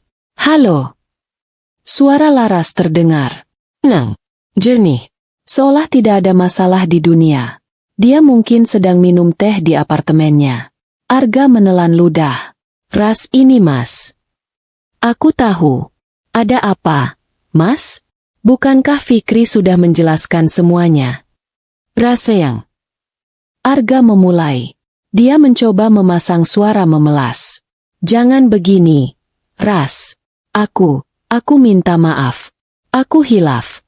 Aku janji aku akan berubah." Winda memberi isyarat tangan. Menyuruhnya, "Terus. Aku cinta sama kamu, Ras. Aku tidak mau cerai. Kita mulai dari awal, ya? Kita pindah. Kita tinggalkan rumah ini. Kita berdua saja. Seperti dulu." Hening sejenak di seberang. "Pindah?" Suara Laras terdengar. "Pindah kemana, Mas? Kamu mau tinggalkan ibu dan adikmu?" Arga melirik ibunya yang menatapnya tajam. Iya. Mereka bisa urus diri mereka sendiri. Yang penting kamu kembali sama Mas." "Bohong," teriak Fania histeris. Tidak bisa menahan diri. "Mas Arga bohong. Ibu, Mas Arga mau ninggalin kita."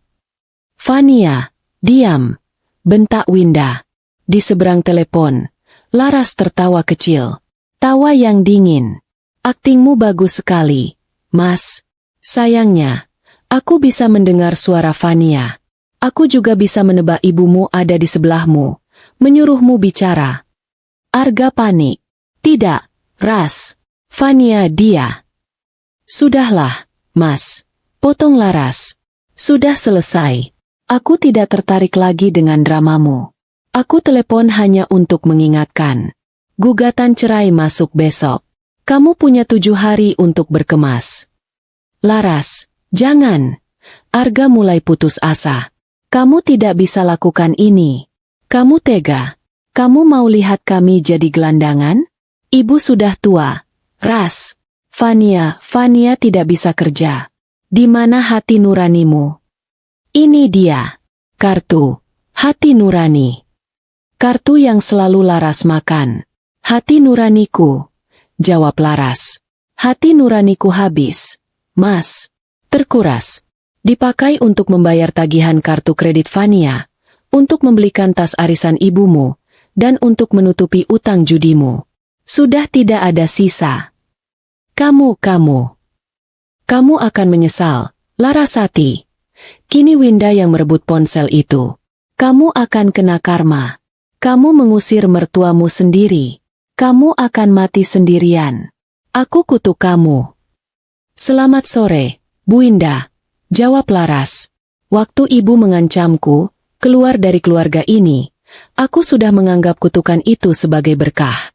Jangan lupa, 7 hari. Setelah itu, aku akan panggil petugas. Tut, tut, tut. Sambungan terputus. Arga, Winda, dan Fania menatap ponsel yang hening itu. Kekalahan mereka total. Denial, amarah, tawar-menawar. Depresi. Semuanya terjadi dalam 1 jam. Lalu, tahap terakhir tiba. Winda menatap sekeliling ruang tamu yang mewah itu. Matanya menyipit. Berkemas. Desisnya. Tapi kemana, Bu? Isak Fania. Ke rumah kontrakan peninggalan kakekmu yang di Depok. Yang sempit itu. Bentak Winda. Sekarang, dengar. Perempuan itu mau ambil rumah ini? Boleh. Tapi kita ambil isinya. Mata Arga dan Fania terangkat. Arga, Fania, ambil semua yang bisa diambil. TV, kulkas, mesin cuci, lukisan, gorden, lampu kristal di atas itu. Bongkar. Jangan sisakan apapun untuk perempuan licik itu. Dia mau rumah kosong? Kita kasih dia rumah kosong. Kepanikan mereka berubah menjadi keserakahan yang buas. Ini bukan lagi soal bertahan hidup. Ini soal balas dendam. Mereka bertiga, yang disatukan oleh sifat parasitisme mereka, kini bergerak serempak. Mereka mulai menjarah rumah yang selama ini mereka tinggali. Hari ke-6. 1 hari sebelum tenggat waktu 7 hari habis. Sebuah mobil sedan hitam berhenti di depan rumah megah itu. Gerbangnya terbuka. Laras keluar dari kursi penumpang. Ia mengenakan kemeja katun putih sederhana, celana jeans, dan sepatu kets. Rambutnya diikat ekor kuda. Dia tampak santai, namun wajahnya serius. Fikri keluar dari kursi pengemudi. Dia mengenakan setelan kasual, tapi tetap membawa tas kerjanya. Kamu yakin mau masuk? Kita bisa tunggu sampai besok. Kalau mereka belum keluar, kita bawa aparat, kata Fikri. Tidak, kata Laras. Aku dapat telepon dari Bey Inah tadi pagi. Dia menangis. Bilang dia disuruh membungkus semua peralatan dapur. Aku harus melihat apa yang mereka lakukan. Aku mau ini selesai hari ini. Laras membuka pintu depan dengan kunci miliknya. Pemandangan di dalamnya adalah kekacauan. Ini bukan kekacauan orang pindahan. Ini kekacauan orang yang sedang menjarah. Ruang tamu yang dulu elegan kini porak-poranda. Gorden bludru yang mahal sudah dicopot paksa, menyisakan rel aluminium yang bengkok. Sofa-sofa besar didorong ke tengah. Laras melihat bekas persegi panjang di dinding tempat TV 80 inci miliknya dulu tergantung. Luar biasa, desis Fikri. Mereka benar-benar menganggap ini perang. Ibu, mereka datang. Suara Fania memekik dari lantai atas. Winda muncul di puncak tangga. Penampilannya jauh dari wanita sosialita. Dia memakai daster yang kotor. Rambutnya diikat asal. Matanya merah dan liar. Mau apa kamu kesini? Hah? Teriaknya. Belum puas kamu? Ini belum 7 hari. Kami belum selesai. Pergi. Saya ke rumah saya sendiri, Bu. Kata Laras tenang. Dan sepertinya, ibu sedang sibuk mencuri. Mencuri? Winda turun tangga dengan tergesa. Arga muncul di belakangnya, membawa sebuah lukisan besar yang digulung. Ini semua milik kami. Milik anakku. Kamu tidak berhak. Laras berjalan melewatinya, menuju ruang makan. Kulkas 2 pintu dan freezer sudah tidak ada di tempatnya. Mesin cuci di area servis juga hilang. Fikri, panggil Laras. Fikri membuka tas kerjanya dan mengeluarkan sebuah tablet. Dia juga mengeluarkan sebuah map tebal. Bu Winda, Pak Arga. Fikri memulai dengan nada formal. Sebelumnya, saya ingatkan. Klien saya, Ibu Larasati, bersedia melepaskan semua tuntutan piutang pribadi, total sekitar 400 juta rupiah, dengan syarat kalian mengosongkan rumah ini dengan damai dan tanpa merusak atau mengambil aset yang bukan milik kalian. Piutang apa? Kami tidak punya utang. Sergah Winda. Utang kartu kredit Fania. Utang judi Pak Arga. Uang yang ibu minta untuk arisan dan renovasi palsu. Semuanya tercatat. Kata Fikri. Tapi, sepertinya kalian memilih cara yang sulit. Fikri menyalakan tabletnya. Kami sudah mendata semua aset bergerak di rumah ini. Laras berjalan ke arah Arga, yang mematung memegang gulungan lukisan. Mas, kata Laras pelan, itu lukisan almarhum ayahku. Satu-satunya peninggalan beliau. Tolong letakkan. Arga menatap Laras, lalu menatap ibunya. Jangan kasih, Arga, teriak Winda. Itu mahal. Kita bisa jual. Arga, Laras mengulang. Letakkan. Arga, yang kini berhadapan langsung dengan Laras tanpa ada ibunya di antara mereka, gentar. Dia perlahan meletakkan gulungan lukisan itu di lantai. Sekarang, kita ke depan, kata Fikri. Di halaman depan, sebuah truk box kecil sedang terparkir. Beberapa orang kuli angkut sedang berusaha menaikkan kulkas 2 pintu. Berhenti, kata Fikri tegas. Turunkan barang itu. Kuli angkut itu bingung. Tapi ibu ini yang suruh. Saya pengacara pemilik sah rumah ini. Barang itu milik klien saya. Kalau kalian membawanya, kalian terlibat pencurian. Winda berlari ke depan. Jangan dengarkan dia. Angkut. Angkut semua. Aku yang bayar. Bu Winda, kata Laras. Dia berjalan ke arah truk. Dia mengeluarkan ponselnya dan menunjukkan sebuah foto. Ini. Kwitansi pembelian kulkas ini. Lunas dengan kartu kredit saya. 3 bulan lalu. Ini. Dia menunjukkan foto lain. Mesin cuci. Saya beli pakai bonus kantor. Dia menunjuk ke arah ruang tamu. TV itu. Saya ambil dari katalog poin reward kantor saya. Atas nama saya. Lalu, Laras berjalan ke arah Fania, yang bersembunyi di belakang Arga. Fania sedang memeluk rak 3 kotak sepatu desainer. Fania, kata Laras. Sepatu itu, kamu beli pakai pay later, kan? Yang tagihannya dikirim ke email Mas Arga. Tapi aku yang bayar. Fania memucat. Kamu boleh bawa, kata Laras. Tapi, dia menoleh ke Fikri. Fikri mengangguk. Jika barang-barang yang masih memiliki nilai utang dibawa, maka kesepakatan damai batal. Kami akan proses tuntutan piutang penuh atas nama saudari Fania dan Pak Arga. 400 juta. Plus bunga. Kami juga akan laporkan ini sebagai pencurian aset. Ini adalah skakmat. Winda dan Fania bisa membawa barang-barang itu, tapi mereka akan keluar dari sana dengan utang 0,5 miliar dan catatan kriminal. Atau, mereka pergi hanya dengan pakaian mereka.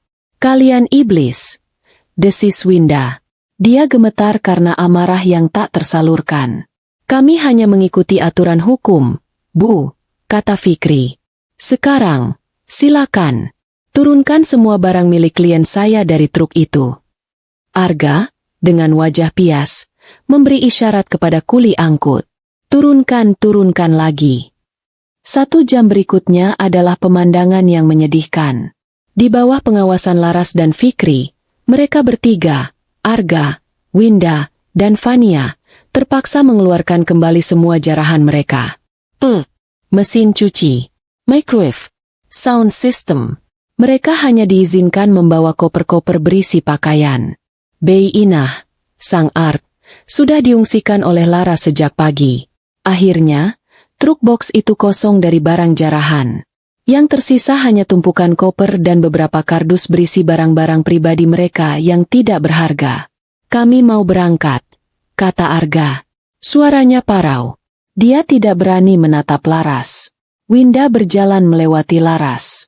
Dia berhenti sejenak. Kamu pikir kamu menang? Bisiknya. Kamu dapat rumah kosong. Kamu akan tua sendirian di rumah hantu ini. Tidak ada yang akan mencintaimu. Perempuan berhati batu. Laras tidak menjawab. Fania menyusul. Menangis terseduh-seduh. Menutupi wajahnya. Dia malu. Terakhir. Arga. Dia berhenti di depan Laras. Lama sekali mereka berpandangan. Laras mencari sisa-sisa pria yang pernah ia cintai. Tapi tidak ada. Yang ada hanya pria hancur yang penuh kebencian. Aku benci kamu, Ras, bisiknya. Aku benci kamu karena kamu lebih kuat dariku. Lalu dia berbalik, masuk ke kursi penumpang truk box itu, di samping ibunya. Fania duduk di belakang, di antara tumpukan koper. Truk itu menyala. Laras dan Fikri berdiri di halaman, melihat truk itu perlahan keluar dari gerbang. Truk itu berbelok di ujung jalan, lalu hilang. Selesai.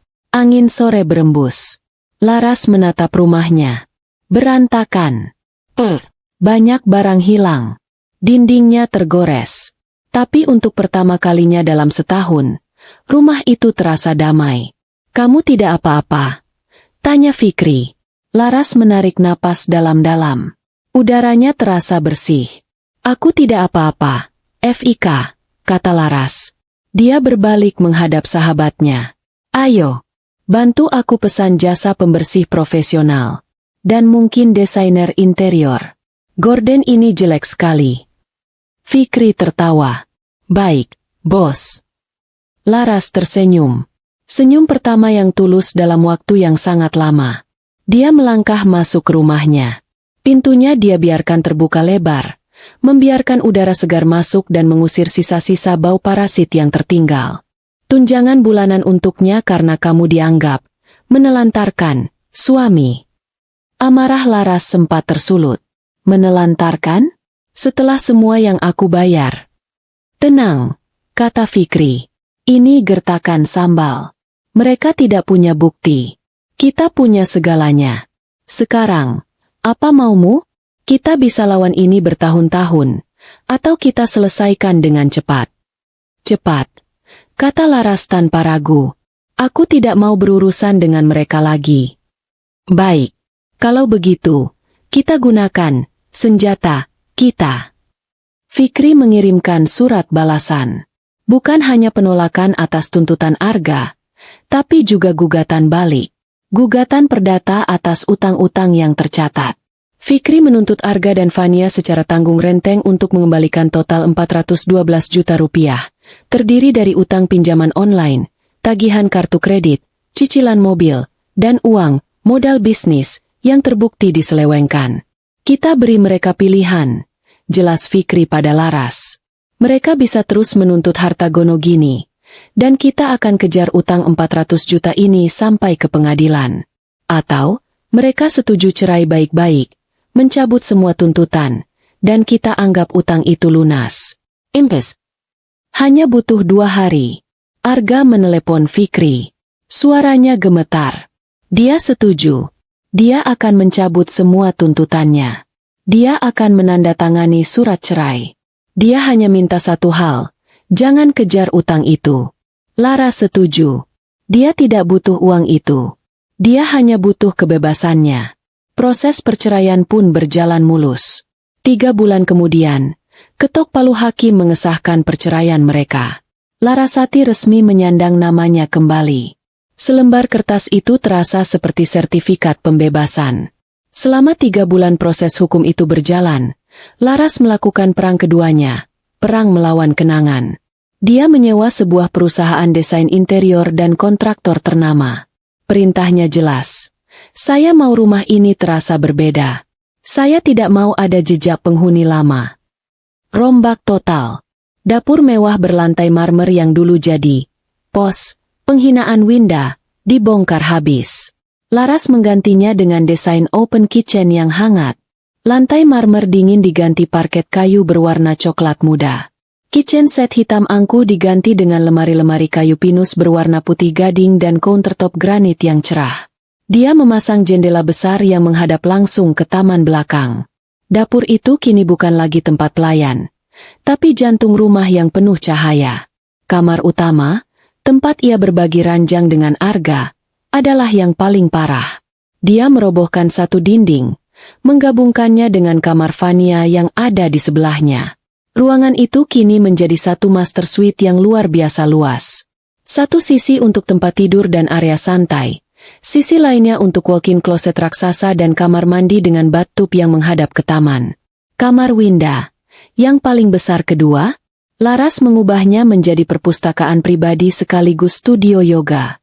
Semua lemari jati berat peninggalan mertuanya ia sumbangkan. Dia menggantinya dengan rak buku setinggi langit-langit dan lantai kayu yang dilapisi matras yoga.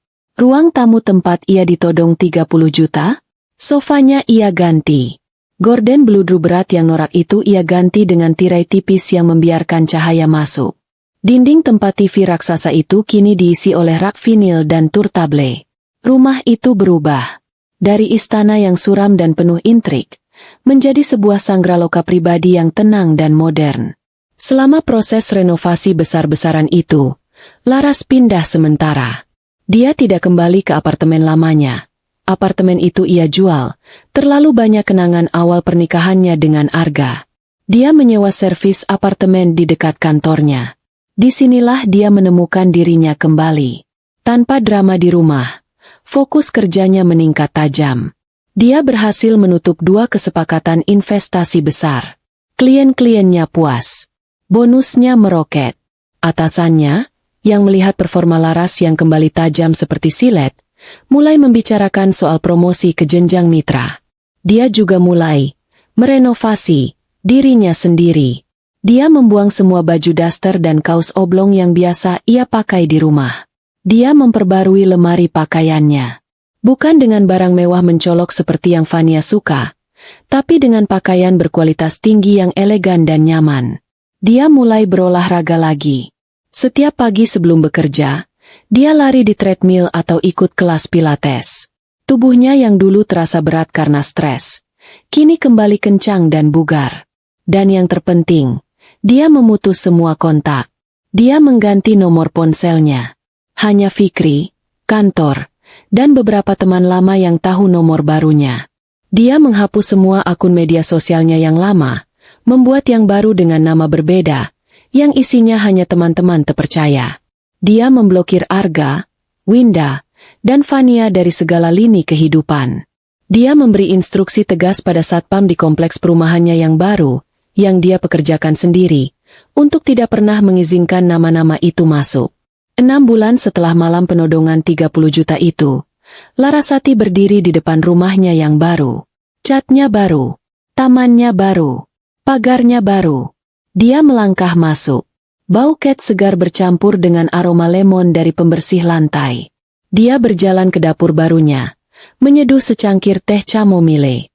Dia duduk di kursi santai dekat jendela, menatap taman belakangnya yang kini rimbun dengan tanaman monstera dan melati. Rumah itu besar, lebih besar dari yang ia butuhkan. Tapi ia tidak merasa sendirian. Ia merasa utuh. Dia membuka laptopnya. Bukan untuk memeriksa email Arga atau melacak utang Fania. Dia membuka portofolio kliennya. Dia mulai bekerja, di rumahnya sendiri, dengan secangkir teh hangat, dalam keheningan yang damai. Dia akhirnya benar-benar memulai hidupnya dari nol. Dan rasanya luar biasa. 1 tahun berlalu sejak perceraian itu disahkan. Jakarta, Sabtu siang. Panasnya menyengat. Tapi di lantai 56 sebuah gedung di pusat bisnis, udaranya sejuk dan terkendali.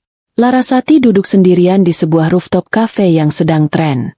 Tempat ini mahal, eksklusif, dan menyajikan pemandangan kota 180 derajat. Laras tidak lagi terlihat seperti manajer investasi yang stres. Dia terlihat seperti bos. Dan memang, dia adalah bos. 6 bulan lalu, dia menerima tawaran menjadi mitra junior di firma investasinya. Dia kini mengepalai timnya sendiri. Rambutnya dipotong model bob pendek yang tajam, mempertegas rahangnya. Dia mengenakan blus sutra berwarna zamrud dan celana palazzo putih gading.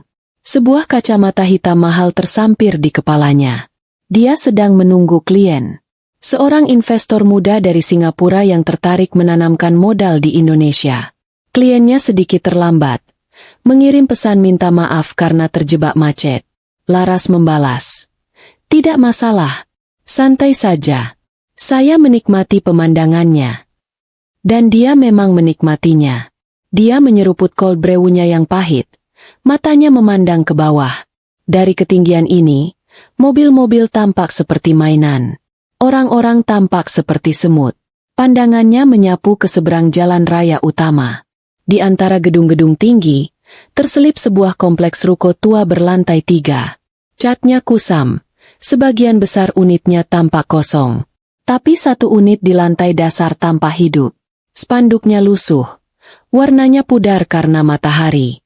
Tulisannya, Berkah Jaya Sel a Fotokopi. Sebuah nama yang biasa saja. Laras tidak tahu mengapa matanya terpaku di sana. Mungkin karena kontrasnya. Dia di atas, menara gading. Ruko itu di bawah, berjuang di antara debu jalanan. Lalu, dia melihatnya.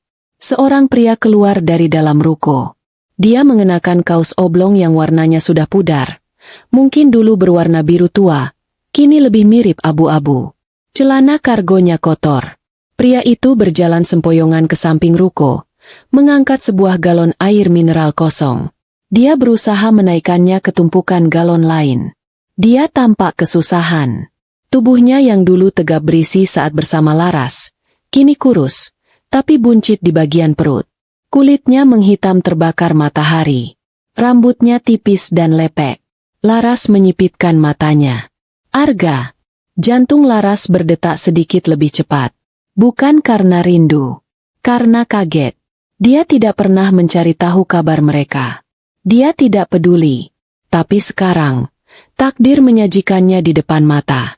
Saat Arga berbalik untuk mengambil galon berikutnya, pintu ruko itu terbuka lagi. Seorang wanita muda keluar. Dia memakai daster batik tanpa lengan. Rambutnya yang dulu selalu dismoothing kini diikat asal dengan karet gelang merah. Dia tidak memakai skincare jutaan. Wajahnya kusam dan berminyak, dengan beberapa bekas jerawat yang meradang. Dia berkacak pinggang. Mulutnya komat kamit. Bahkan dari lantai 56, Laras bisa merasakan amarahnya. Lelet banget, sih, mas. Laras membeku. Suara itu. Fania. Fania berteriak pada Arga. Itu galonnya diangkatin. Pelanggan fotokopi udah nungguin. Kamu ini kerja atau tidur? Hah? Nanti nggak dikasih uang jajan sama ibu. Tahu rasa? Arga tidak menjawab. Dia hanya menunduk. Mengambil galon berikutnya dengan wajah lelah yang pasrah. Dan seolah adegan itu belum cukup surreal, sosok ketiga muncul dari kegelapan ruko. Seorang wanita tua. Lebih tua dari yang Laras ingat. Rambutnya yang dulu selalu disasak tinggi, kini tipis dan berwarna putih kusam. Dia memakai kaos partai yang sudah melar, dipadu dengan celana kolor. Winda. Dia tidak duduk di sofa empuk sambil mengkritik masakan Laras. Dia duduk di kursi plastik merah di depan etalase pulsa yang berdebu. Di tangannya, bukan segelas jus seledri. Dia memegang sebuah kipas satai. Kipas dari anyaman bambu dengan gagang kayu kecil, yang biasa dipakai tukang sate untuk mengipasi arang. Winda mengipasi dirinya dengan gerakan cepat dan marah. Berisik, bentaknya pada Fania. Kamu juga. Pelanggan komplain kertasnya nyangkut.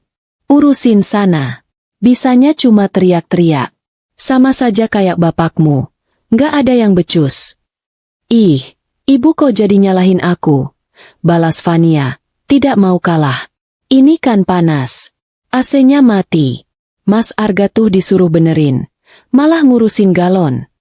AC mati karena pulsanya habis. Kamu yang boros. Mas Arga yang gak becus cari uang. Kamu yang boros.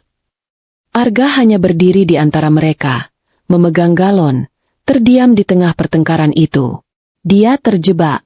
Dulu dia terjebak antara istri, ibu, dan adik.